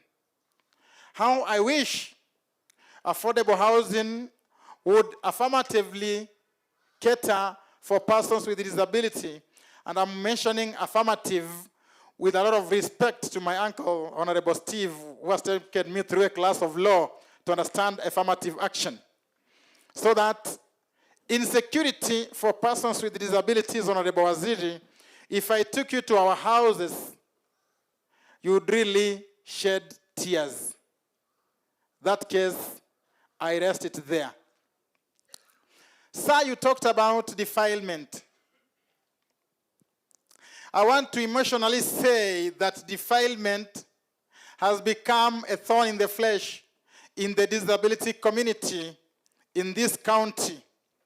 Sir, ask my good friends Onyancha of KBC, Barongo of Royal Media, Duncan of Royal Media, Omasire of Radio Maisha, Stanley of Standard. Some of the cases that happen on defilement on persons with disabilities, na tujui zinaishianga wapi. There was one in Sironga, to be precise, as an example, where a parent with disability has had their children defiled. Lakini inaenda hivi, it meanders, it goes to hell. Those are the realities. Two, matters of security of our people with disabilities with their properties. Sir, we've got, for example, ladies with disabilities who are not maybe married, and even if they were married, they are still entitled to their parents' inheritance. Today, as I talk, there could be a few. An example is a case in Manga Ward in a place around Nyaikuro where a lady who is deaf is being driven out of what her father gave her by the brothers after the father has passed on. Tunaifuatilia, inaenda. Najua mimi nitachoka haraka because sioni, nitaenda nikanyage maji, kesho nigongwe na mawe. I tend to tell now, God, calm down and do something about it. There's an example in Gachuba Ward, Waziri, I'll take maybe a way that I can get direct to your office and have some of these things. Now, we have the toll, kidogo nikitoka kwa disability now generally, we have the toll-free numbers, Waziri. Sometimes you're calling 112 or 999 because a child is being battered somewhere. They tell you call 116. You call 116, they tell you go report to the children's office. And you siku saa tatu. We wonder why these numbers then are called emergencies. Yes, it's okay. It's okay, I'm reading. Nasoma. Nakifika kwa disability mnatuharakisha. Okay, ni sawa. Ni sawa. Let me talk about now service delivery that should be brought near. Sir, I come from a ward called Kiabonyoru, which has a problem with administrative and political boundaries. From here to my ward, sir, is a walking distance. But my sub-county headquarter is 500 shillings away, transport, as a person with a disability. How do I get to Kijauri rather than hiyo Kiabonyo ingekatwa hata mara mbili, part of it ikuja hapa west, because I can walk directly here, ingine iende Kerenyo, Nyamira North, where I can directly walk. Another thing, delayed identification cards. Sir, you talked about IDs other side. Today, we are victims of identification cards that were applied as earlier as 27th May that have not come. Do something about it. I know the base commander didn't talk about the slow bumps on our roads. We have the Kisi-Chemosit road. From Sironga all the way to Nyaramba, there are no bumps on that road and has claimed a lot of lives. Another thing I'll talk about is affirmative action on recruitment. Sir, kindly on recruitment of sub-chiefs, sub-chiefs, and even the police, can we please look at Article 54(2) of the Kenya Constitution of 2010. And last but not least, easy of access.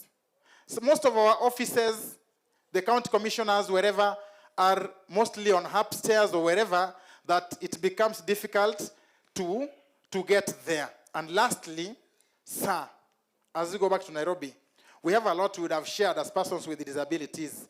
Imambo ya kuambiwa tu hao watu pia wamekuwa included, kindly tell even His Excellency the President take him our salamu zetu. Hata napiga magoti nikisema he has met everybody.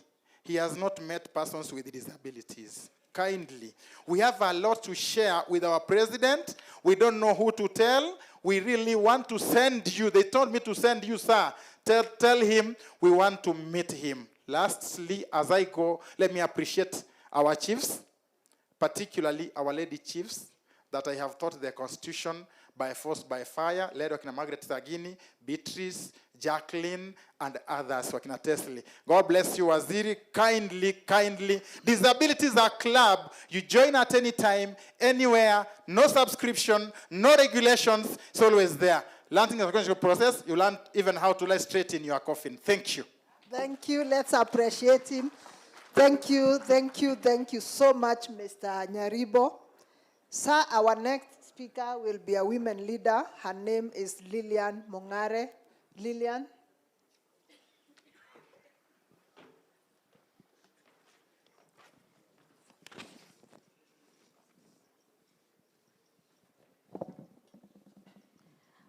Our CS, Honorable Murkomen, and the whole protocol observed. Good afternoon. Good afternoon again. Mimi yangu yatakaa tu machache, sababu mengi yameongelelewa. Kwanza kabisa, tuko na shida ya gender violence. Hiyo inatusumbua sana. Tunawawa kama kuku. Tunawawa kama kuku kabisa. Alafu tuko na hii watoto wetu wanaturumiwa, wakichukuliwa polisi ama kwa court, tena wanarudi kinyumbani kuongea. Sasa hiyo pia kama mama, hiyo pia tunakasirika, sio mzuri. Alafu kitu kingine ilikuwa imeongolelewa Bwana Murkomen, naomba tu machiefs wetu wanafanya kazi mbali sana. Tunaomba wakati tunaelekea election, tunakuomba ugawe hizi sublocations for easy communication and security. Naomba tu. Asante.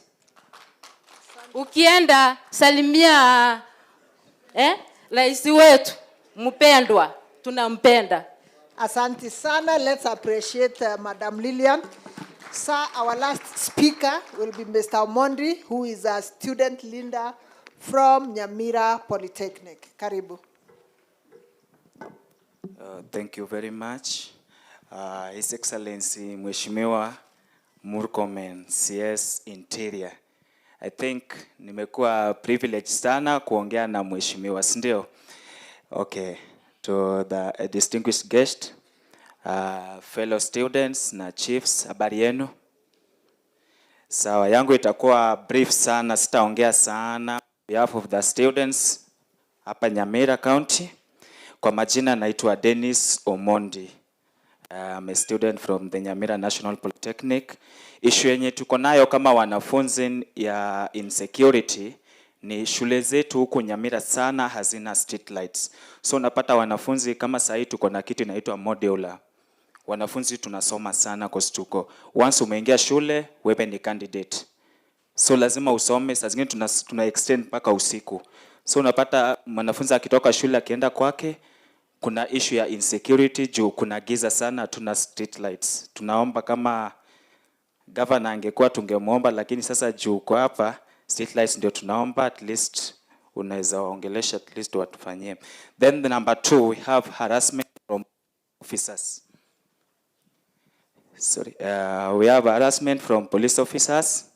Sijui shida inakuanga wapi. Najua students sometimes we do have issues. Tukirequest kama wanafunzi, polisi wanatupelekanga mbio sana. Mbio sana. Baadaye unajua ni marafiki wetu. So baadaye saa zingine tunapatana na wao tunaongea, wanatuambia bwana, saa zingine unajua tunapata order from above.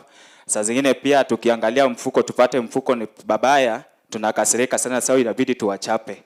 Tafadhali waone hata kama ni kuongeza kidogo waongezewe tu.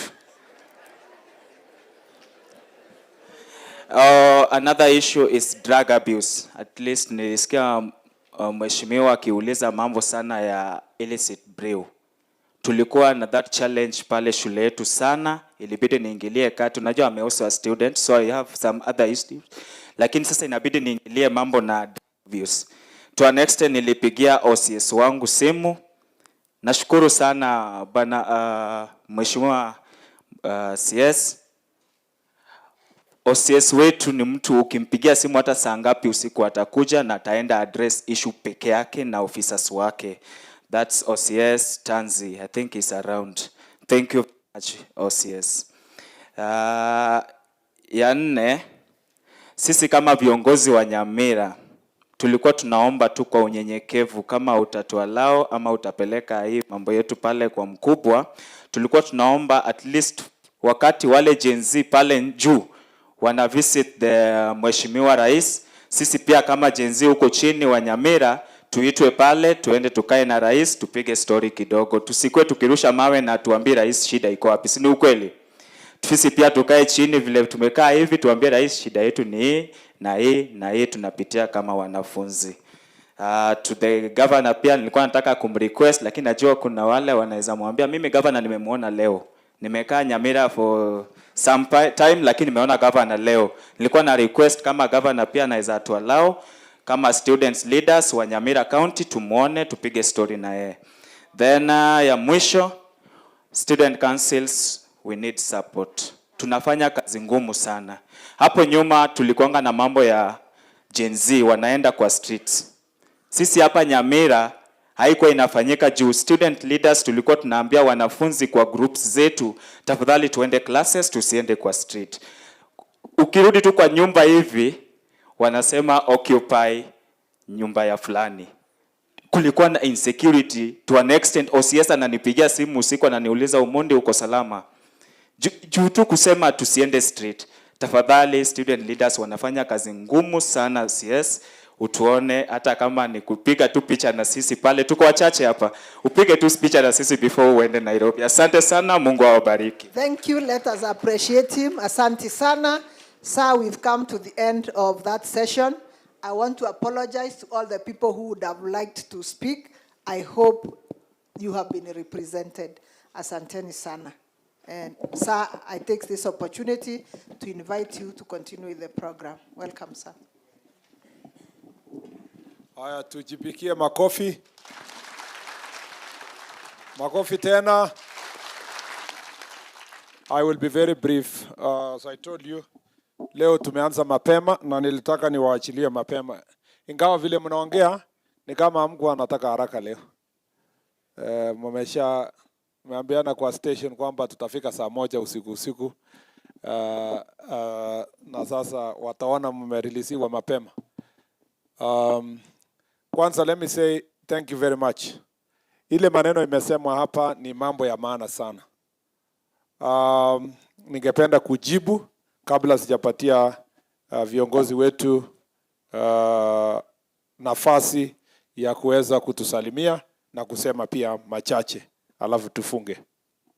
Kwanza, nyinyi mmeniambia mambo yenu.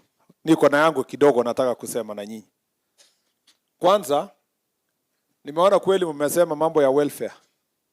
Lakini chief, police officers, mimi na wengine wote wenye wako hapa, including our wabunge, sisi tuko kwa the small minority kwa Kenya who are extremely privileged to be paid a salary by the people of Kenya.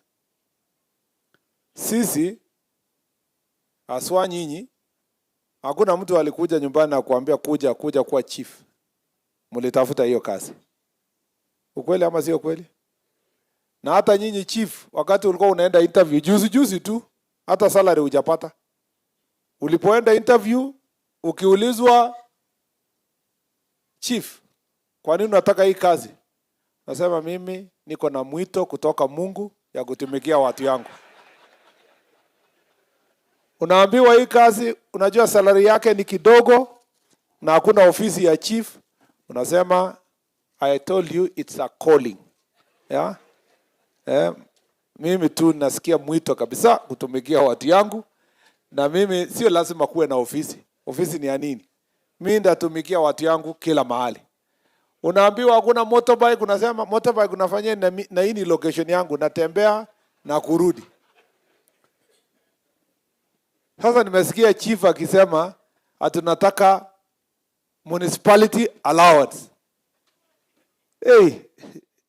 Si hata ile ya extraneous mshafika Madam Chief, shafikia municipality allowance. Na juzi tu tulikuwa nasema chochote yenye hata sioni salary, mimi ni kutumikia watu yangu. So it's important to facilitate everybody, give all those things you've asked, of course are merited. Lakini kitu ya kwanza, remember your first love. Why did you exactly decide to want to become a chief? Police officers wenye wako hapa, among the very few privileged police officers who got a job, or officers or human beings who got a job in their locations during their time. Because hao wameserve 30 years, 20 something, 30. So that time walipoenda recruitment walikuwa wachache sana. Kuingia polisi ilikuwa ngumu. Yeah? Walienda maybe watu 200, wakachukua watu 4. Lakini tumesahau kwamba tulitoka mbali, tumepata nafasi ya kutumikia watu.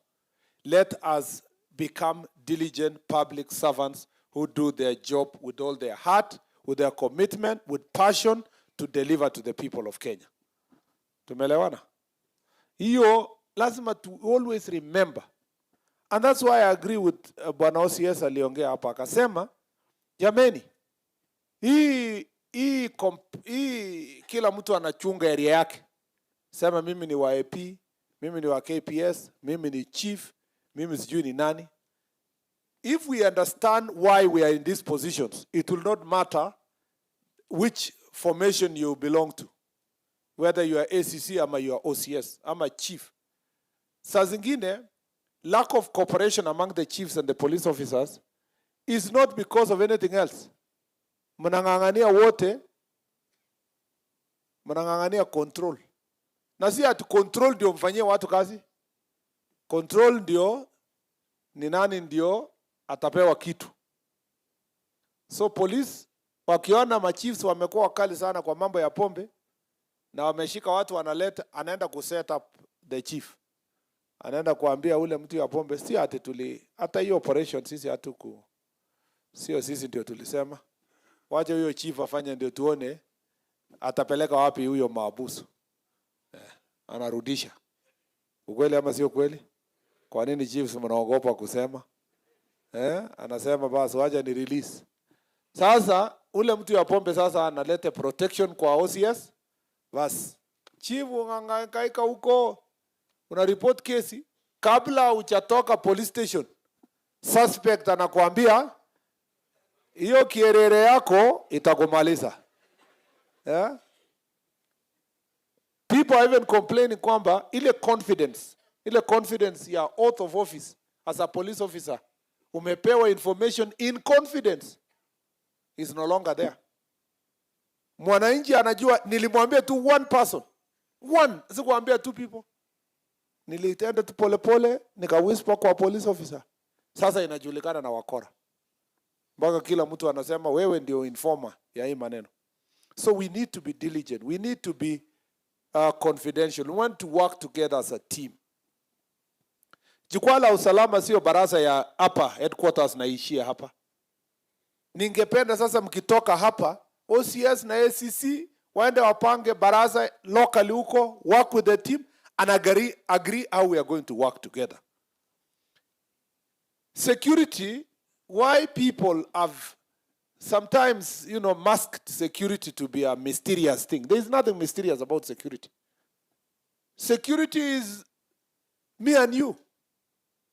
Security starts with the mwananchi. The insecurity also starts with that mwananchi. So, in your security meetings, involve mtu ya boda boda. Involve matatu association. Involve student leaders. Involve mamba mboga.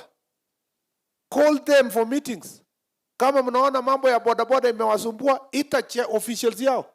Mwambie ndugu zangu, tungeweza fanya hii kazi namna gani? Ni nani ndio anasumbua sisi kwa kati yenu? Ita wale ambao ni wajeuri. Mwambie ndugu, nimeambiwa wewe ni mjeuri. Wachana na hiyo njia. Hiyo njia sio mzuri. Kabla sijachukua hatua ya kisheria, wacha hiyo njia yenye wewe unaingia. That is all. When we talk about community policing, sio ati kitu inatoka wapi inakuja kuwa community policing. There is nothing like that. Community policing also is not a department of the police.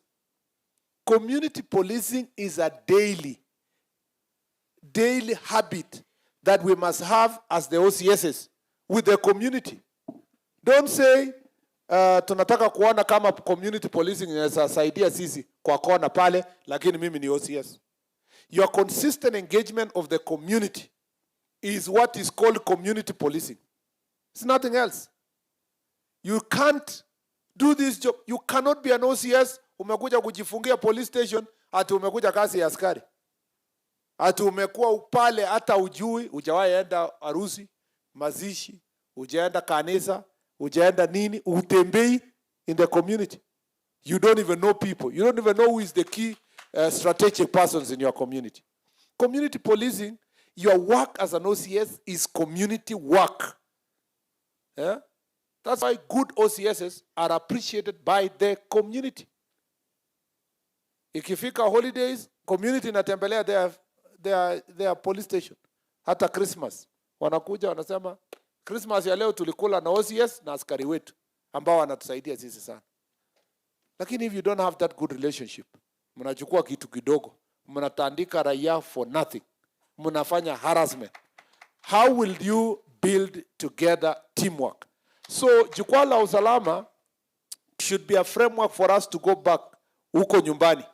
Yeah? We try to have that working relationship with the people we serve. It makes our work easy. OCS, ukiinvolve our watu wananchi wakusaidie kwa mambo ya security, they will do the work, you take the credit. Kila mtu anasifu wewe. Mdosi akifika around hapo, anasema, hii OCS mzuri, ongeza cheo. Kuna places hata tunaenda kwa villages, unapata watu wanasema, please utitoe hii OCS wetu. Ukijaribu kutransfer OCS, watu wanaenda maandamano. Na in the entire community, wamama wanalia. Wanasema kabla huyu OCS akuje tulikuwa na tabu. Kwa nini wewe IG unapeleka huyu OCS kwingine? That is the officer. That's the kind of officer we want. Watu wanakufanyia tu public participation, wanajua. Tunataka ofisa mwenye wakora hawampendi. Wakora wakisikia anataka kuenda wanapiga makofi. Huyo ndio tutawacha akae hapo. That is the person who is doing their job. That is the person who deserves promotion. So let's go and work with the people and serve them. Number 2, understand your job. That is why I agree with you. Training is a very important. Usione vile tulikuwa tunasema chiefs wameenda training, juzi OCSs. I don't know if there's an OCS who came from here for the ile conference ya OCSs. Yeah, kuna mwenye alikuwa? Yeah, okay, very good. Hata vile uliongea ni kama mtu alitoka conference juzi. Yeah. ulikuwa na ka refresher na wenzako hapo na wale. And you know we are the IG is going to do for all of you. Mpaka mwishowe, all of you will have had this training. I agree also, thank you, DIG. I also agree with you who have said, devolve the training ikuje regionally. Mkuwe na mikutano, exchange ideas, livestock, theft, livestock, how are you dealing with it in Migori? Mwingine anasema, how are you doing with bandits? How best can we engage this? We will now, after this Jukwaa La Usalama, intensify and institutionalize continuous training so that our police officers are getting new information. That's why we're taking the chiefs and assistant chiefs kupeleka training. And going forward, we also need to regionalize that. We are training all other cadre of public servants, but these are the group that have been ignored for many years. We have said never again. We must make sure that everybody is trained. I know the ACCs are also saying tumechelewa, tulikuwa tumechelewa. Mlikuwa mmechelewa for long, but we have sorted that issue. Even the ACCs of 2021, next month, they will go for training to facilitate their promotion so that then we can complete the promotion stages of kila mtu. We want to take care of your welfare. But as you take care of your welfare, please transfer these efforts to the benefits of the mwananchi. Let us work together to make sure that Nyamira becomes a different place. Let it become the place that we can see that it is progressive. Chief, hakuna chief utakuja hapa useme sielewi housing, ama sielewi SHA, ama sielewi sijui nini, ati funding model. Elewa kwa njia yoyote inayowezekana. Kuwe na course, kuwe na seminar, izikuwe, you must. Tumelewana? Tafuta njia ya kuelewa, enda YouTube, sikiza rais akiongea kwa hiyo maneno na ufanye notes. Sikia waziri yenye relevant, andika.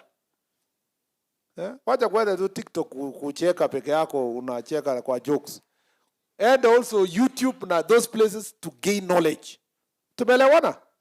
Na usikubali chief, uende mkutano useme, ulize swali na mwananchi na useme sielewi hiyo. Kuna machiefs wanaenda baraza wanaambiwa SHA inafanya acha, anasema mimi sielewi sana hii SHA yao, lakini mregister tu. Your attitude kwanza inaonyesha hata utaki hii kitu. You know? Na wewe ni ofisa ya serikali, you are serving government. And we want you to be knowledgeable, to understand, to seek knowledge.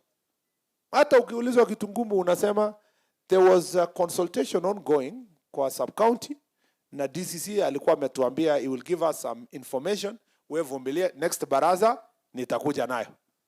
Na unaenda ku Google, ufanye nini? Ukirudi unasema we have consulted with DCC, hii ndio habari yenye iko hapo.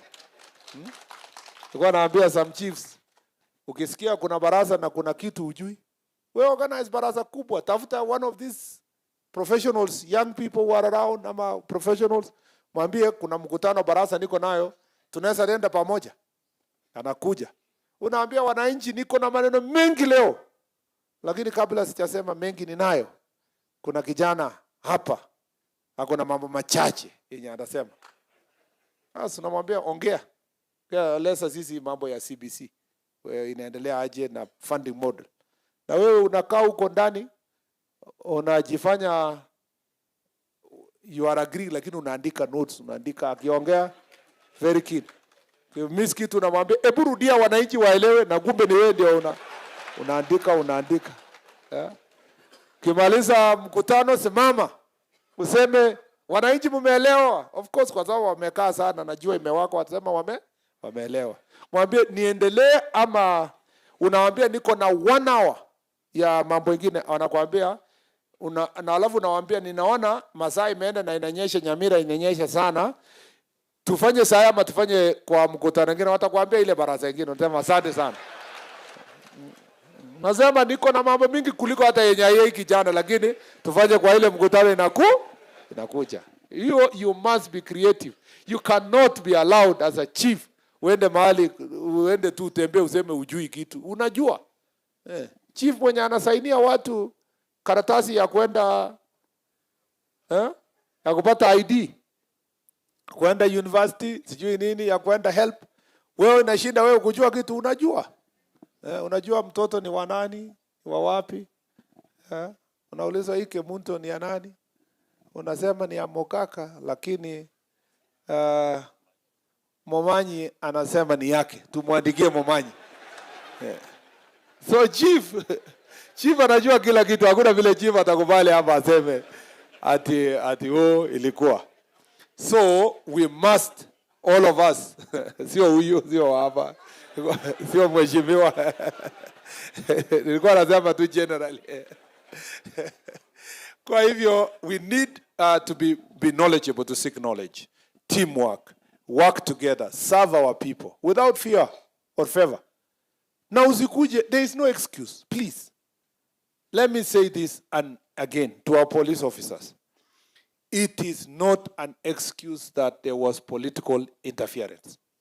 Political interference is in law. It is called interfering with a police officer who is carrying out his lawful duties. And it is actionable. It's a crime. So, ukiona MCA anakusumbua, andikia yeye statement DCI, mwambie you are needed in police station to record a statement for interfering with the work of a police officer. If you love your job, you will face anybody. Now people, because wewe ulipofika your station kwanza, unajua stakeholders. Uliongea na mheshimiwa, uliongea na MCA, uliongea hata wewe unajua hata aspirants, hata wewe unajua mwenye atapita kura, you know?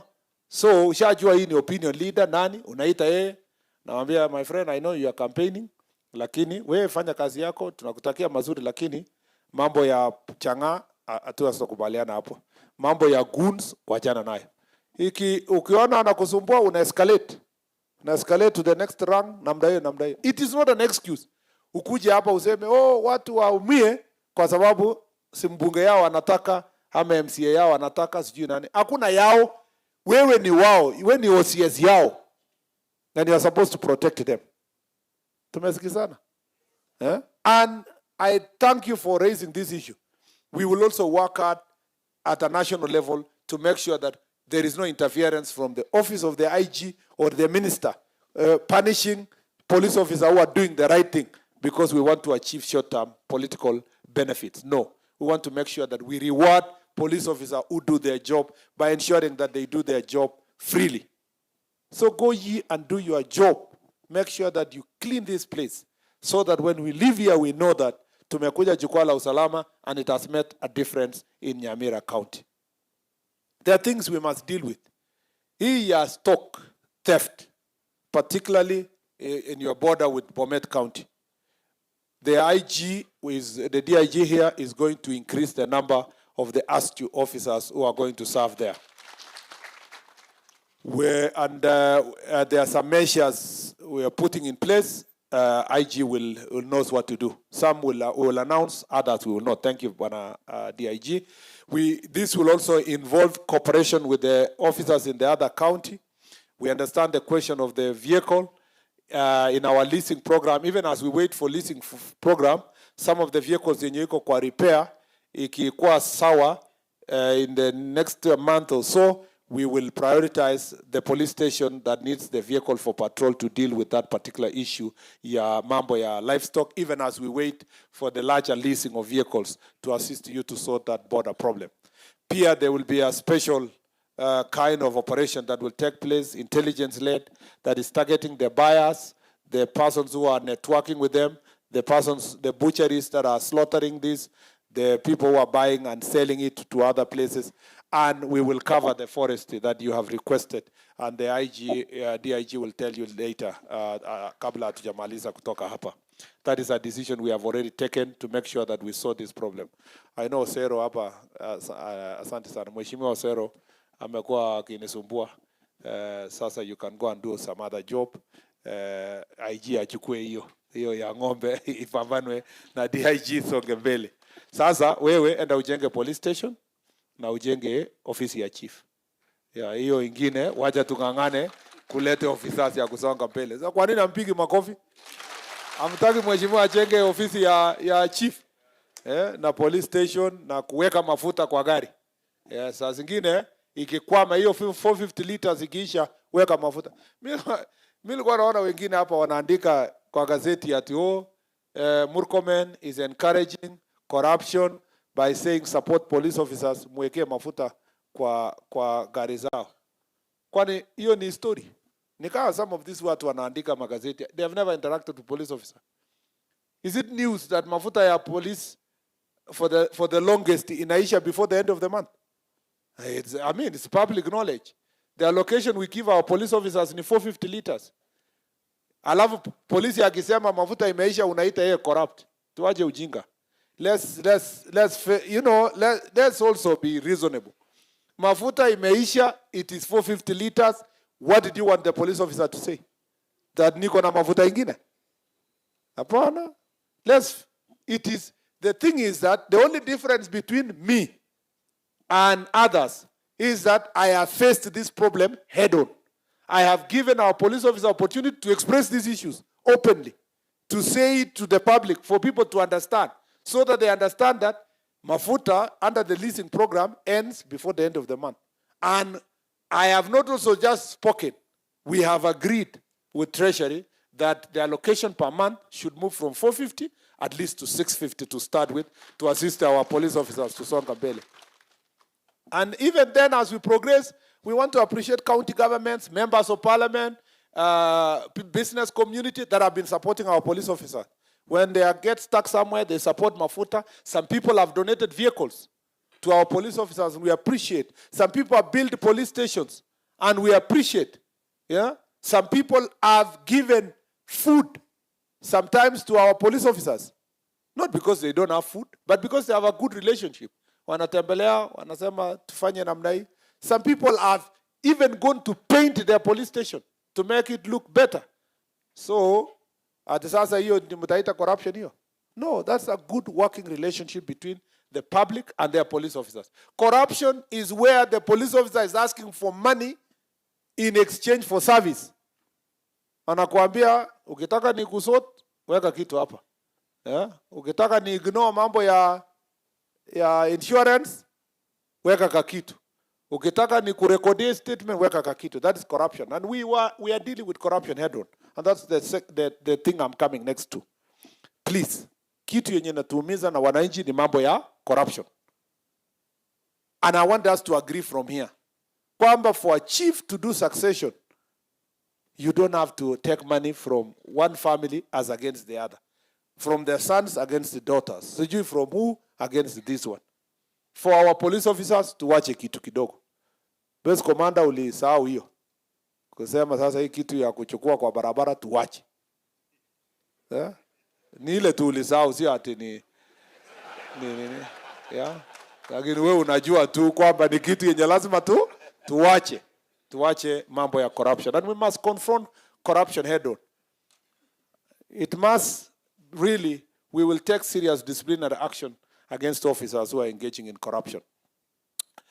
So, stock theft. On defilement, na waomba sana chiefs. Let us support our police officers. Let's support also our community. Let us bring these cases out. Our officers, don't come to Nyamira with a predetermined mind. Unafika hapa unasema, Wakisii, kawaida yao, wako na FGM. Wamekuwa tu wakifanya. Hata kwa hospitali, wanakeketa wasichana yao. Sasa wewe una-ignore law enforcement because it's the culture of the Kisii community. There's nothing like culture where the law has already provided for. You know, and anything that was a culture before has been declared by law that is repugnant, and it is against the law itself, and it is against the customs. It is important for us to enforce the law as it is. Don't come and tell us, unajua kwa Migori, kwa Wakuria na Wakisii, hiyo ni kitu ya kawaida, na wa Marakwet na sijui wanani, sijui Samburu ni sawa hivyo. No. Let us enforce the law. FGM is illegal and we must deal with it as illegal. Please, let us also not say, ni kawaida ya Wakisii kupiga wanawake yao. Ati ni discipline. Hakuna mtu ana discipline mtu mwingine. Kila mtu is an adult on their own right. Let us create good environment for reporting gender-based violence in our homes. Na unajua tukiwacha hivyo unasikia huyu amekufa, pale mtu amewawa because of gender-based violence. Let's face these problems head on and report it. Tumeelewana? Chiefs, tumeelewana? Ama turudi saa 9? Tumeelewana? Please, let us support the law enforcement sector. And the lady OCS made very, very, very good points about judiciary, about evidence, about witnesses, and it's important for us also to follow up those issues, including through our Court Users Association as we deal with the question of gender-based violence. Mambo ya land issues, we will follow up, but you know, this program, your affordable housing, one of the biggest issues it will resolve for us is continuous subdivision of land, and we can be able to change our perspective on so many of those issues. Mambo ya goons na violence, let us deal with also this issue head on. You know, our leaders, please help us. Let's talk to our young people. Kisumu was really a big problem. Kisii is also a big problem. The problem here is not as high, and I can tell how. Because when we came with you, there were no goons. Yeah, there were no, my friend. There are some counties I go and I just look and I say, how will this MP survive? You see, even the member of parliament is a prisoner of goons. If he doesn't have them, there is nothing he will do. Let us not encourage the culture of hooliganism and goons, including in our meetings, including in our campaigns. As we continue with our campaigns, I know you have 3 by-elections. Let us do it peacefully, you know, in a manner that's respectful to each other and respectful to democracy. Let's make the work of these people easier. And we will be very firm against gangs that are carrying knives, machetes, clubs, whatever.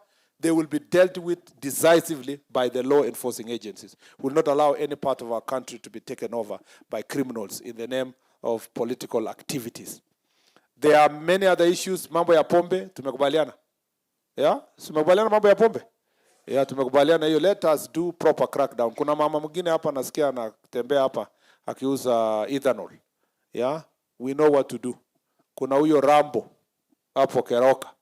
We must be able to deal with. And many others. And brewers, while they still continue brewing changa, we must deal with it. And tumwake as much as possible. Tupeleke evidence kidogo tu. Na wale police officers ambao wana collude na hawa watu, we know you. And we are coming for you. And it will not be interesting for police officers. The same for chiefs. Anybody else who is compromising, you know, law enforcement, you will be dealt with according to the law. So please, let's also do our part. Let's not become complacent. Wale officers pia wanakula exhibit, wanakunywa exhibit. You know? Kwa station. Iko maneno hapo. Iko maneno ama haiko? So tuko na number of officers wetu ambao they are also addicts. Those who are addicts, let's take them for rehabilitation. Because also we must have a human approach. Mental health issues, for those who are now addicted, we must find a way of making sure that we take them for rehabilitation so that they can go serve elsewhere. And that escalate the reporting through the necessary command. So that we don't have 10 police officers in a place, lakini 8 wamekwisha kwa pombe, 2 tu ndio wanaweza kazi. Let's also make sure that we report those issues and deal with issues of mental health. I think those are generally some of the issues affecting this place. On welfare, we have agreed on most of the things. Promotions we are working on. Issues about your uniform, you know, we've sorted those issues and we will make it better. We've had the improvements that you want. Mambo ya mobility, as told you, we are doing procurement of vehicles. Hopefully by December, we'll have agreed with Treasury so that we distribute vehicles to you, and we'll see as much as possible how far we can go with the motorcycles. SECs, I agree. Where was the lady SEC mwenye aliongea? What's the lady SEC? There was an SEC lady who spoke here. Yeah, she's here. About transport and the other one. Simona, wewe sometimes unatumia nduthi kwenda kazi. Sasa wewe unapanda bodaboda. Unaona huyo mama sasa, imagine anapanda bodaboda. Alafu jamaa ya bodaboda anamwambia shika vizuri. You know? Officer shika vizuri, you know? Yeah? Ana embarrass officer, si ndio? Na akikataa anaweka speed na kuweka brake. Sasa officer hana choice. Please, just have a seat, yeah? Niliambiwa huko Makueni kwamba one of the SCCs alikuwa amekwenda kabisa, alimepelekwa na bodaboda. Mtu wa bodaboda alipokaribia mkutano kama hii, akaweka madoido, akaangusha ofisa, kofia ikaanguka. Ati mtu akashout kwa mkutano akasema serikali imeanguka. So we have to have a clear plan of the SCCs. In fact, even if it's 1 car, 2 cars per county to share when they go for their activities, so that they can serve us with diligence. And so we will work out that issue in the procurement. We will share among the SCCs and so forth, even our prisons, because they need transport. Mobility, yes, tumesema mambo ya mobility. Nimewaambia watu our village elders, we are working on your issues, and it's not called salary. It's just called some support for your work. Kwa mambo ya modernization, to buying equipment, building the police stations, we need the support of our NGCDF, and we will work together to make sure that these issues are sorted together. So, Shimiwa, please, mtusaidia. Let me just say, to save time, most of the things have been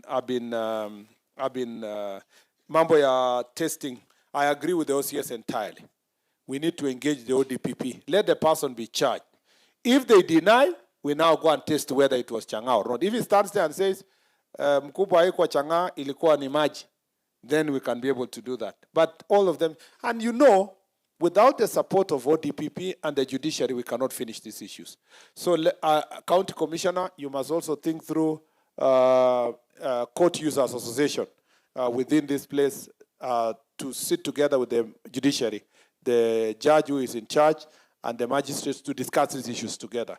Because there is a framework for engagement about the challenges of working together. You must be able to facilitate that for our police officers on the team. Thank you. Mambo ya Ngapu, we will roll out. Oh, yeah, on the administrative units, we are working on how to improve. Tulipewa pesa kidogo juzi kwa budget, and we are going to sit down and distribute. So to distribute, tunaambiwa, based on the advice we are given, we give every county something. Then we'll start with the ones that are extremely needy, they are bigger, so that we can implement. But eventually, in the supplementary, if we get support of Treasury and the Parliament, we should be able to have also cover a bigger number. We need about 2.5 billion to operationalize administrative units that have been pending since 2016, 2017. So it's a challenge that we have to work on it together. Mambo ya Nakada, we'll work together on that. Offices, gazetted police station, and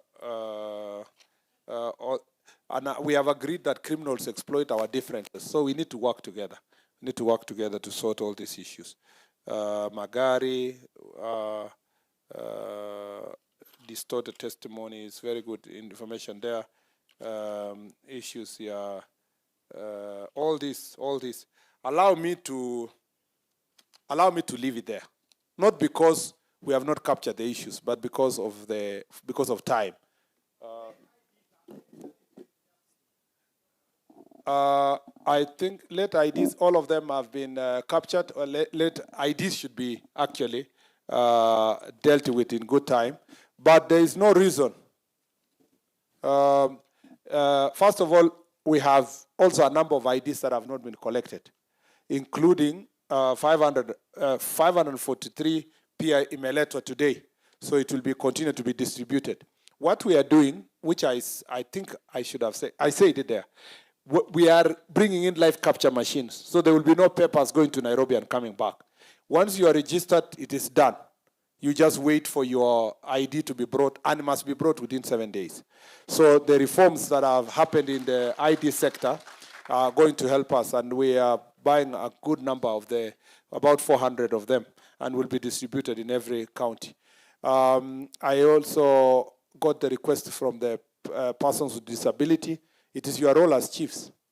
Don't allow somebody to stay home because is a person with disability never to get services, whether it's ID, whether it is all these government services. It's your responsibility in your location to make sure that no family is hiding persons with disability, and they are being facilitated to access services, including government and private services where need be.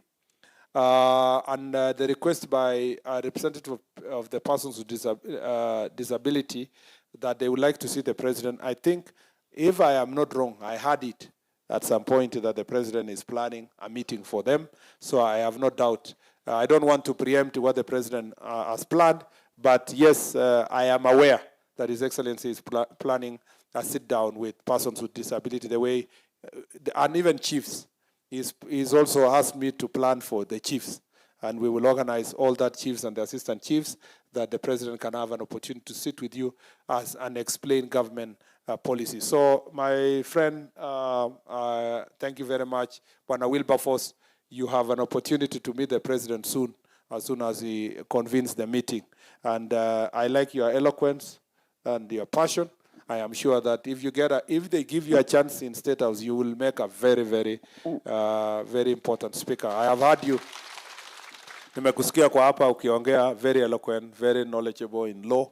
I don't know if you are a lawyer, but if you are not, that is a profession you should think about joining, because you're making a very good case for all these issues. Mheshimiwa, please, let me invite you to make a few comments. I recognize also our members of County Assembly. Give the MPs a few minutes. I know all of us are rushing for various meetings. You can come to the podium. A few minutes. Please, I request you that we become as brief as we can, so that all of us can be able to move to the... Asanteni sana na Mungu awabariki. Thank you. I suggest we give a better round of applause to the CS. Thank you. Thank you so much, Waziri, DIG, and all other government guests, my colleagues in parliament, na machifu wetu wote. Majina langu ni wakili Steve Mogaka, mimi ndio mbunge wa West Mugrango, na mimi naomba niwakaribishe, even if belatedly, naomba niwakaribishe mjisikie nyumbani katika hii town ambao ni town capital city ya Nyamira County. Nitawalika ndugu zangu wajumbe wawasalimie, lakini kabla ya hapo nauliza, kuna member of county assembly yoyote in our midst? Yes. You come. Now that you are the only one here, you just come and salute, because I know you also come from township here. Thank you, Mheshimiwa. Good morning, everyone. I have only one burning issue which I'd like to address to our chiefs as a representative of women and youth. I visited Magari the other day, and it is something that is happening all over the county, whereby it is a security threat in the future. Our young boys, the girls have been empowered, but our boys are driving motorcycles school time. It is only you, the chiefs, and the security who can help us ensure that they are in school and not driving motorbikes. Thank you. God bless you. My name is Mheshimiwa Martha Marwa, Special Elect UDA. Thank you. She was nominated by Honorable Musalia Mudavadi before she became UDA. Naomba sasa nianze na our special elect member of parliament, Mheshimiwa Murkomen. West Mugrango constituency is the only constituency that has two members of parliament, a lady and a gentleman. And we thank God for the people of West Mugrango. Tusalimie Honorable Irene Mayaka, special elected member of parliament, na ni chairman, the first woman chairman wa komiti ya bunge kule Nairobi. Erebu yago se erebobe, mpatie makofi yake ya heshima. Thank you very much, my co-MP. Waziri, allow me to ride on the already established protocols because of time, and to really welcome you to our county and our constituency. This is the land where we say God showers every day and food does not end. So we hope that when you go back to Nairobi, you will go back with a lot of bananas together with the other guests. Waziri, first for me is to appreciate these gatherings that you've been having across the whole country. Because as a big proponent of public participation, I think this is the right way to go. You have given our security apparatus an opportunity to speak their mind, to engage you. I've been seeing the feedback from Wananchi across the whole country on social media about these engagements, and they've been really encouraging. So this is to applaud you. And I know you, you're my friend, I know you do a very fantastic job. And I can assure our security people here that all the things that they've given you as feedback, you will also take them into consideration. Second also is to appreciate the DIG for the reforms that he's been doing.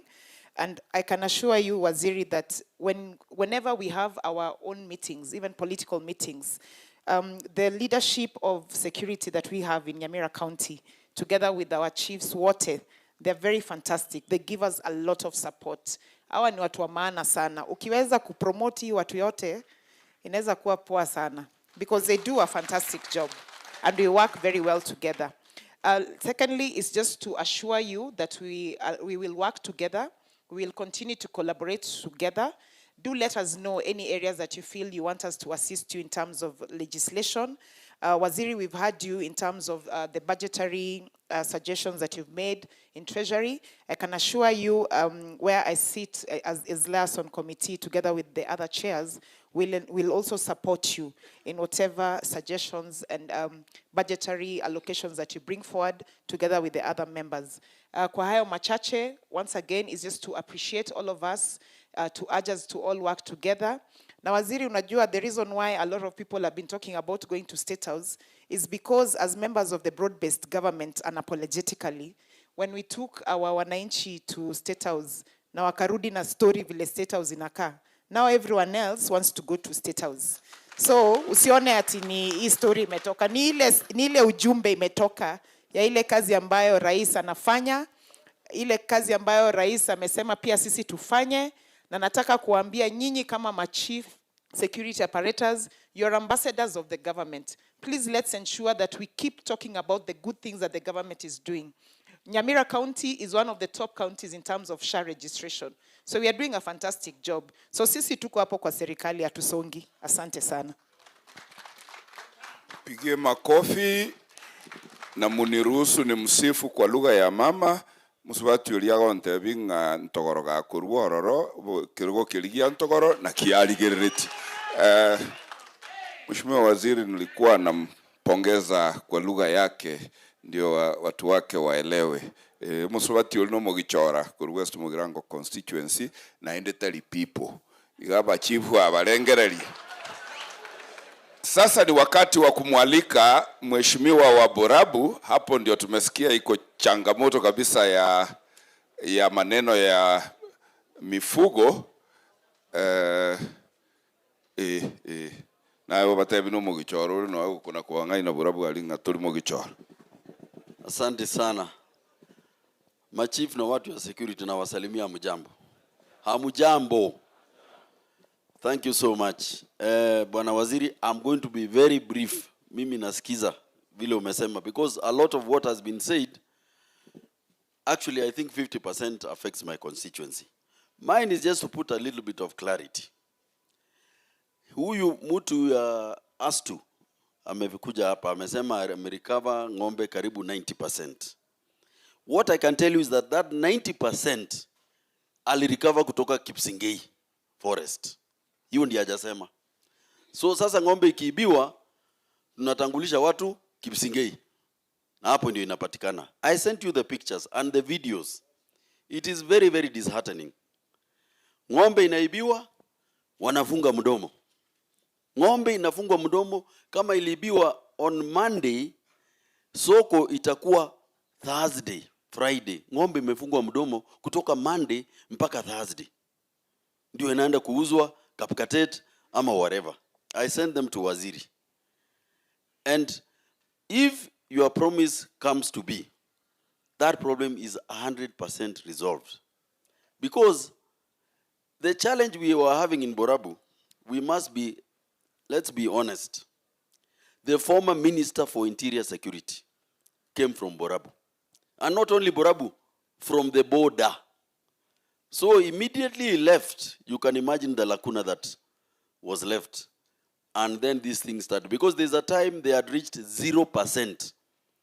Our security wetu, wapi kamande? Kamande yuko hapa.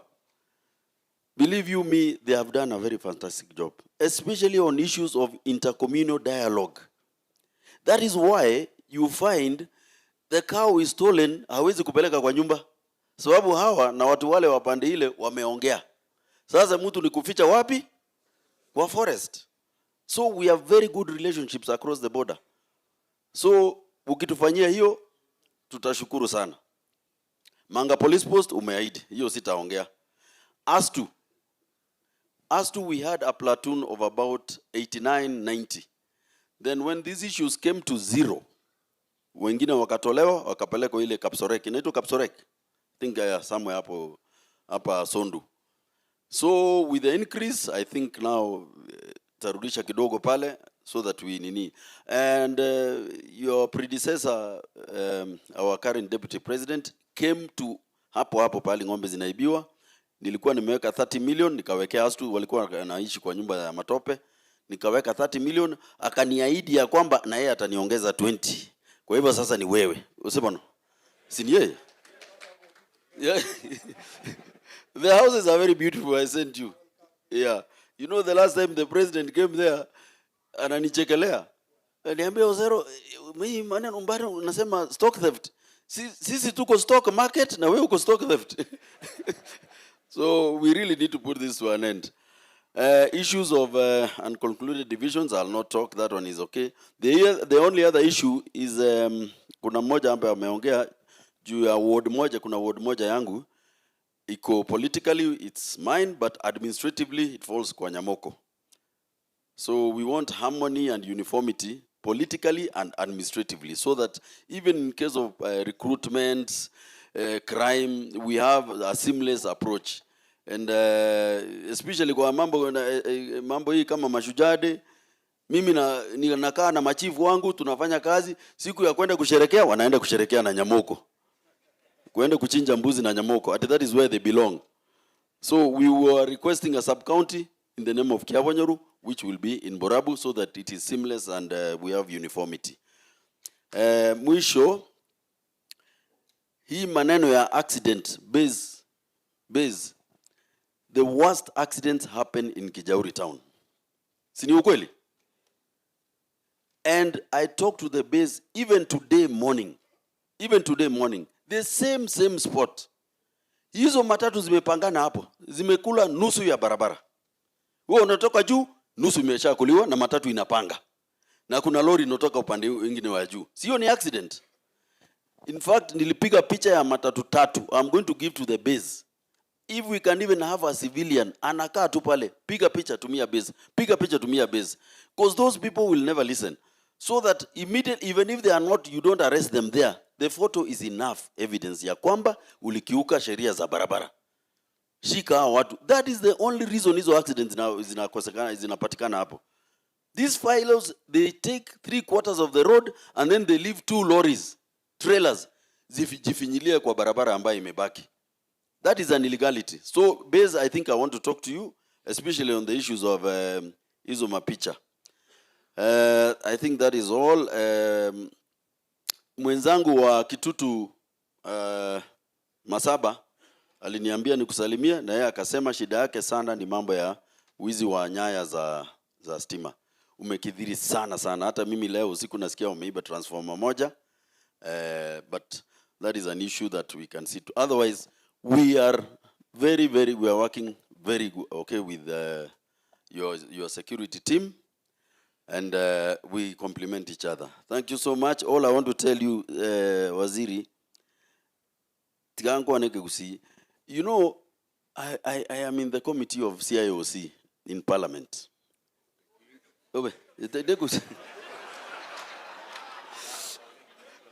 Wacha niongee Kizungu. I am in the committee of CIOC in Parliament. Last week, we had the opportunity of visiting prisoners to understand their constitutional rights if they are being met or being violated in prison. We went to Shimolatewa, we went to Kilifi, and went to another one called Kaloleni. I was shocked.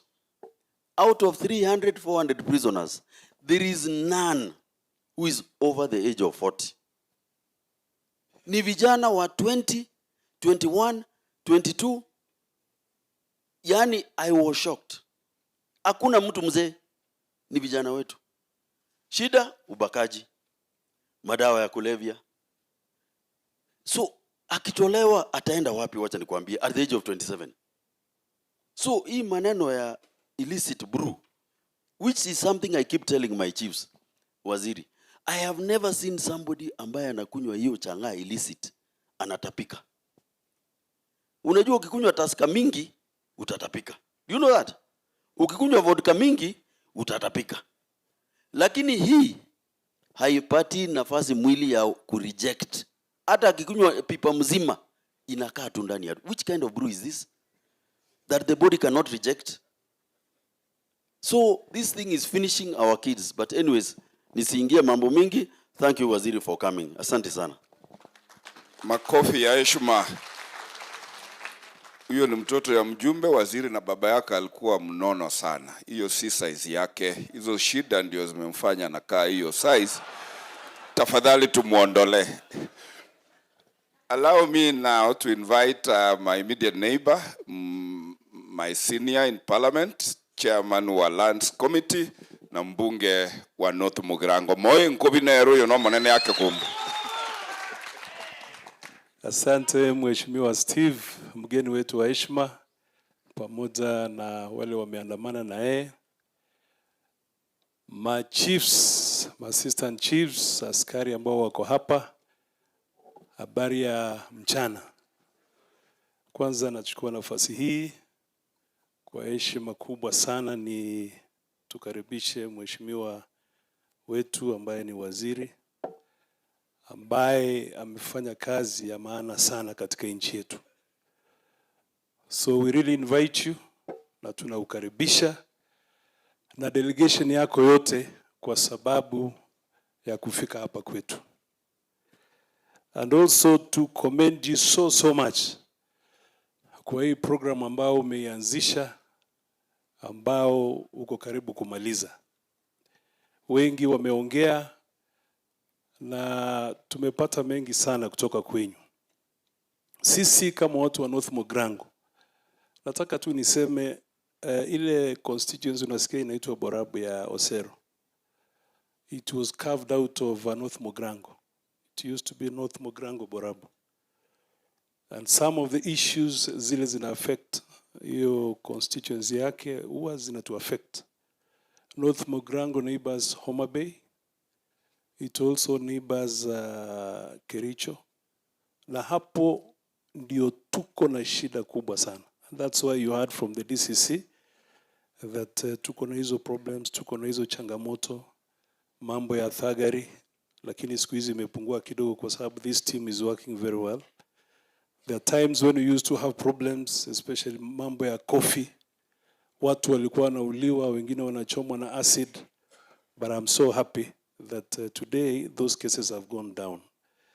Kwa hivyo mimi nimepata fundisho kubwa sana from this engagement, and I really want to believe that if we are able to extend it so that the instructions zile umepatia ma chiefs, ma DCCs, now wakifika huku nyumbani wa make sure they also enlighten our people. Si itakuwa sawa? Vile umesikia CS amesema, huyu ni mtu wako na nguvu. Huyu ni mtu ambaye amejitolea. That's why mumeona in a span of 5 months he's been able to go around the 43 counties. And anakuanga na masikio ambayo inasikia. So we really want to thank your team kwa sababu ya hiki kikao, na we hope that we are going to have a better way of serving our people. Bwana CS, hawa ma chiefs wakati tulikuwa na issue ya registration of farmers, uliona tu vile waliamka. na wakafanya kazi ambayo ingechukua consultants na ile budget ambayo ingetumika ingechukua pesa nyingi sana. That's why even the village elders, wale wazee, watu wa nyumba 10, nao wakipatiwa support kidogo, our country itaenda mbali sana. I think with those few remarks, I really want to thank you for coming. Na niambia chiefs tushirikiane pamoja wa kuhakikisha ya kwamba ile kazi na miradi ambayo government inafanya tunamazisha watu wetu. Sio itakuwa sawa? And also to thank you, actually to thank the government because of Nyamira University.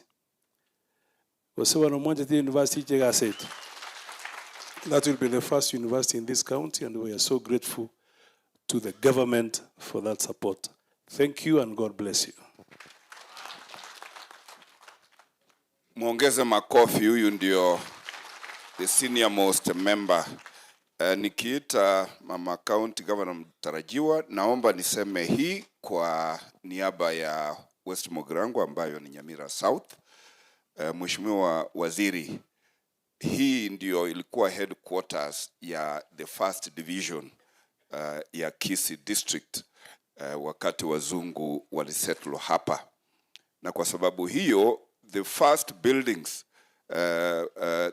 buildings established here, and some still exist, were roofed with the asbestos. I know we are doing work with Madam Upora, but kindly assist us just replace those asbestos iron sheets, and also make the DCCs and ACCs who use them to leave them like senior government officers. Ya pili, ni ile ulisema ati kwingine ukienda vijana wanakushangilia, wanakushabikia. Leo hata sisi tuko na hao vijana hapa, lakini kwa sababu waziri alikuwepo, tuliafikiana leo tutakuwa watulivu kabisa, na waliniambia kabla uende uwasalimie, utawasalimia. Ingine, and more important to these great men and women ambao wanatusaidia kuleta sheria na utengamano. Hawa ni watu wanafanya kazi ngumu sana to combat crime in a very challenging economy. These men and women go beyond their ordinary call of duty.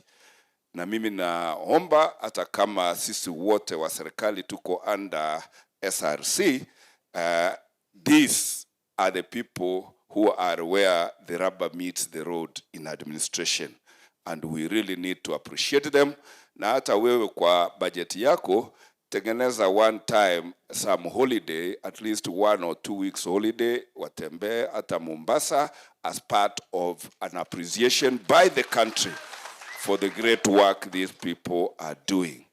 Na kwa niaba ya Nyamira Sub-County, Nyamira South, Mheshimiwa Waziri, sisi tumejenga afisi za ACC, tumejenga afisi za polisi, na tumejenga pia ofisi za chiefs and I think we will renovate assistant chiefs. We were lucky, 2 of our locations were operationalized, but not fully. Ile tunangoja tu ni authority to employ, so that my chief na my assistant chief were recruited for those administrative units, ili we get value for the investment we have made there. And I will urge you to make time also to come and officially commission those government structures that we've put up in Nyamira South Sub-County, ndio wananchi wapate matunda ya kodi yao ambao tulipewa hapa. Very finally, kwa sababu I'm a regular visitor to your offices and my cases are very well known to you, ile tu ninataka kuomba, na hii ni kwa watu wote wa Jamhuri ya Kenya. Pesa ya CDF imechangia sana kudevelop constituencies. lakini hiyo pesa, hiyo fund iko hatarini kwa sababu mahakama za nchi zimeiharamisha, na sisi kama bunge tuliamua tutaiweka katika katiba ya Kenya. Nataka kushukuru mahakama kuu kwa sababu wamefungulia, walikuwa wameweka injunction hiyo constitutional amendment isifanywe. Sasa wamelegeza kidogo, wamesema tufanye, tumalize, lakini tusipelekee rais wa nchi kuweka sahihi hiyo constitutional amendment. I am urging those advocates waliokuwa katika hiyo kesi bado wafanye application kureview hiyo order, mahakama zetu zivacate hiyo constitutional amendment ya Wakenya peke yao wajiamulie. Kama wataki CDF iondolewe, kama wakiamua wanataka CDF wapewe CDF. Iribuya gusiri bubi. Na mimi nikikaa katika kamati ya Justice and Legal Affairs Committee, sisi tumejituma kutetea hiyo fund ya wananchi, na hiyo fund tu ndio itatusaidia kujenga maafisi za administration, inajenga maafisi za elimu, inajenga mashule, hata mahakama pia tunajenga tukitumia hiyo NGCDF. Tusiponusuru hiyo CDF kwa sababu maisha yake yanastahili kuisha 30th June 2026. If we don't rescue NGCDF, I'm urging ministries starting from you as waziri, muanze kuweka budget ya kutosha sasa kwenu kujisimamia katika ujenzi wa hii mapolisi, ujenzi ya hiyo maofisi za chief ACC, and hiyo itakuwa inarudisha nchi nyuma. Siwezi kusema mengi except to thank you one more time for finding a venue in my constituency for this meeting.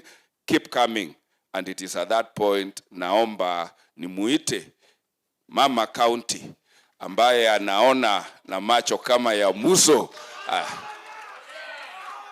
And before that, just for clarity, governor wangu alizungumza juu ya wajumbe ambao nilialika kuja constituency yangu kusaidia katika miradi ya maendeleo.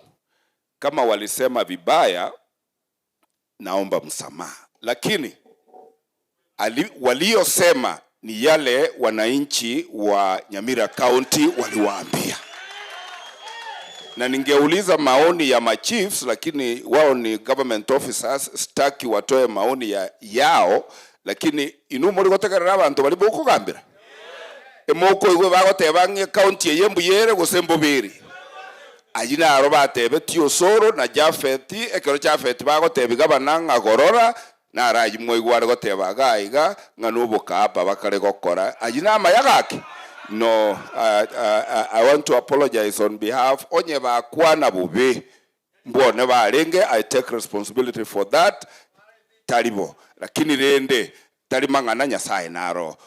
Pigia Mama County makofi yake ya heshima togolibono, na ukumbuke kupigia wageni wetu kwa heri. Asante. Asante sana. Kabla niendelee na kuongea, kwa sababu waziri ametoka kidogo, wacha nitambue director mmoja hapa ambaye anafanyia serikali kuu kazi. Mchumbe ulisahau, anaitwa Jared Ongwae. Jared Ongwae anafanya kwa Water Resource Authority. Ndio hiyo. For the interest of time, my name is Jared Ongwae. I want to thank Waziri. I want to thank our president. You know, this Waziri was very instrumental in my appointment. And I thank the president too for reappointing me for 3 years as the Director of Water Resources Authority. Waziri karibu sana. Hapa ndio nyumbani, hapa ndio Nyamira, kisikie nyumbani, tuko na miwa, tuko na bananas and everything. So we'll be routing you to your car in a short while. Asante. You guys are doing a great job. Without you, we could not be sleeping in our houses. Asante sana. Mungu awabariki. Asante. Thank you so much. Waziri Mheshimiwa Murkomen tulifanya na yeye kazi huko bungeni, na ninataka niwahakikishie ya kwamba huyu ni mchapakazi. Ondokea sisi watu wa Nyamira, kwa sababu vijana yetu ukiwaangalia mtoto wa 17 years unaona kama ni mzee, kwa sababu hiyo pombe ambao wanapewa sio ile pombe yetu ya zamani ambao watu walikuwa wanakunywa. Na wazee, please ingia kwa manyumba hapo, ingia kwa vijiji, ambia akina mama kama wanataka kutengeneza pombe watengeneze ile ya zamani, sio ile ya sasa. Na ile ya zamani ilikuwa inakunywa na only old people. Wale vijana wako wanaingia huko, tuone hiyo pombe tu peke yake. Lakini tukiendelea na hii gender based violence itaendelea, watu wetu wataendelea kuuawa. Finally, sisi kama wachumbe ambao tuna support serikali, we are not apologetic of what we are doing. Na nyinyi ma chiefs na ma sub chiefs na all the ngao, you know you belong to government. You are the government agencies. You are the people who implement all the laws. Sasa mkisema ati mnajaribu, there is interference from politicians. If you are not implementing the right things, we will always interfere. Where the law has not been followed, politicians must come so that we defend wale wanyonge ambao wako hapo chini. Sisi hatuwezi kucha hapo kama nyinyi mumenyorosa. Mkinyorosa tunaenda pamoja, lakini mkipiga kombo na tunaona ni kombo, tunakucha hapo, must go. So tunawaomba muombee serikali yetu, na tunawaomba mtu shike mkono. Kila watu wameongea hapa wanataka kuenda State House. Every unit here, na wewe units zako siko so well structured, please assist us. They want to go, including student leaders from universities. That means we love the president, our people love the president, and they want to talk with the president. Let him give us that chance. Thank you so much. We wish you well as you go. Patiana salamu zetu. Asante sana.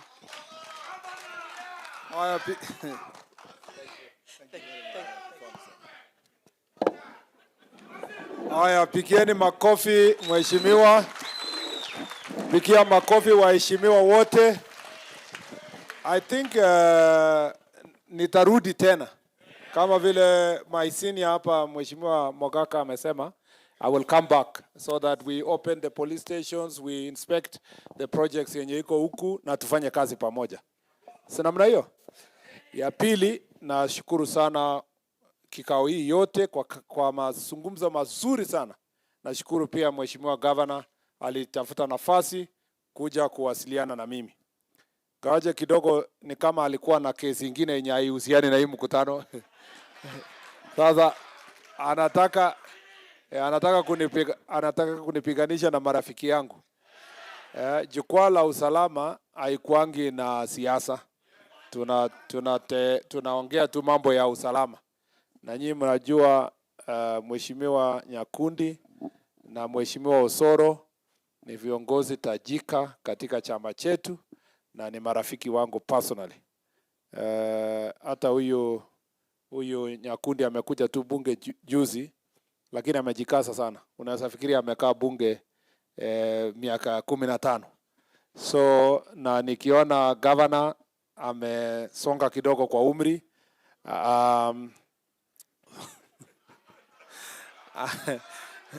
na kwa hivyo tunategemea governor wetu kwa sababu ni mzee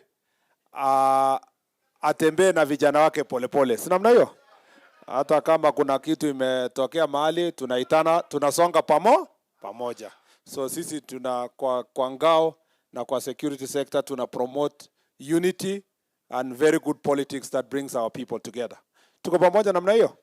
So let us go out there, do what we need to do our politics also in a good way, in a without intimidation, without violence, without anything. And let us go out and also empower our young people, empower our society so that these challenges yenye inaleta conflict inaweza kumalizika. Kwa sababu ya muda, nawashukuru sana viongozi. These are my good friends. Tuliingia bunge pamoja na Mheshimiwa Nyamoko na Jerusha akatujoin baadaye. Huyo Osero, I hope hayuko pande ingine. Huyo Osero ni anafaa kuwa kabisa chini ya rais kila siku, kwa sababu wamekuwa marafiki na yeye kwa miaka mingi na amekuwa close na rais. Mimi najua mtu ya kwanza kuwa karibu na rais kwa hii county inafaa kuwa Osero.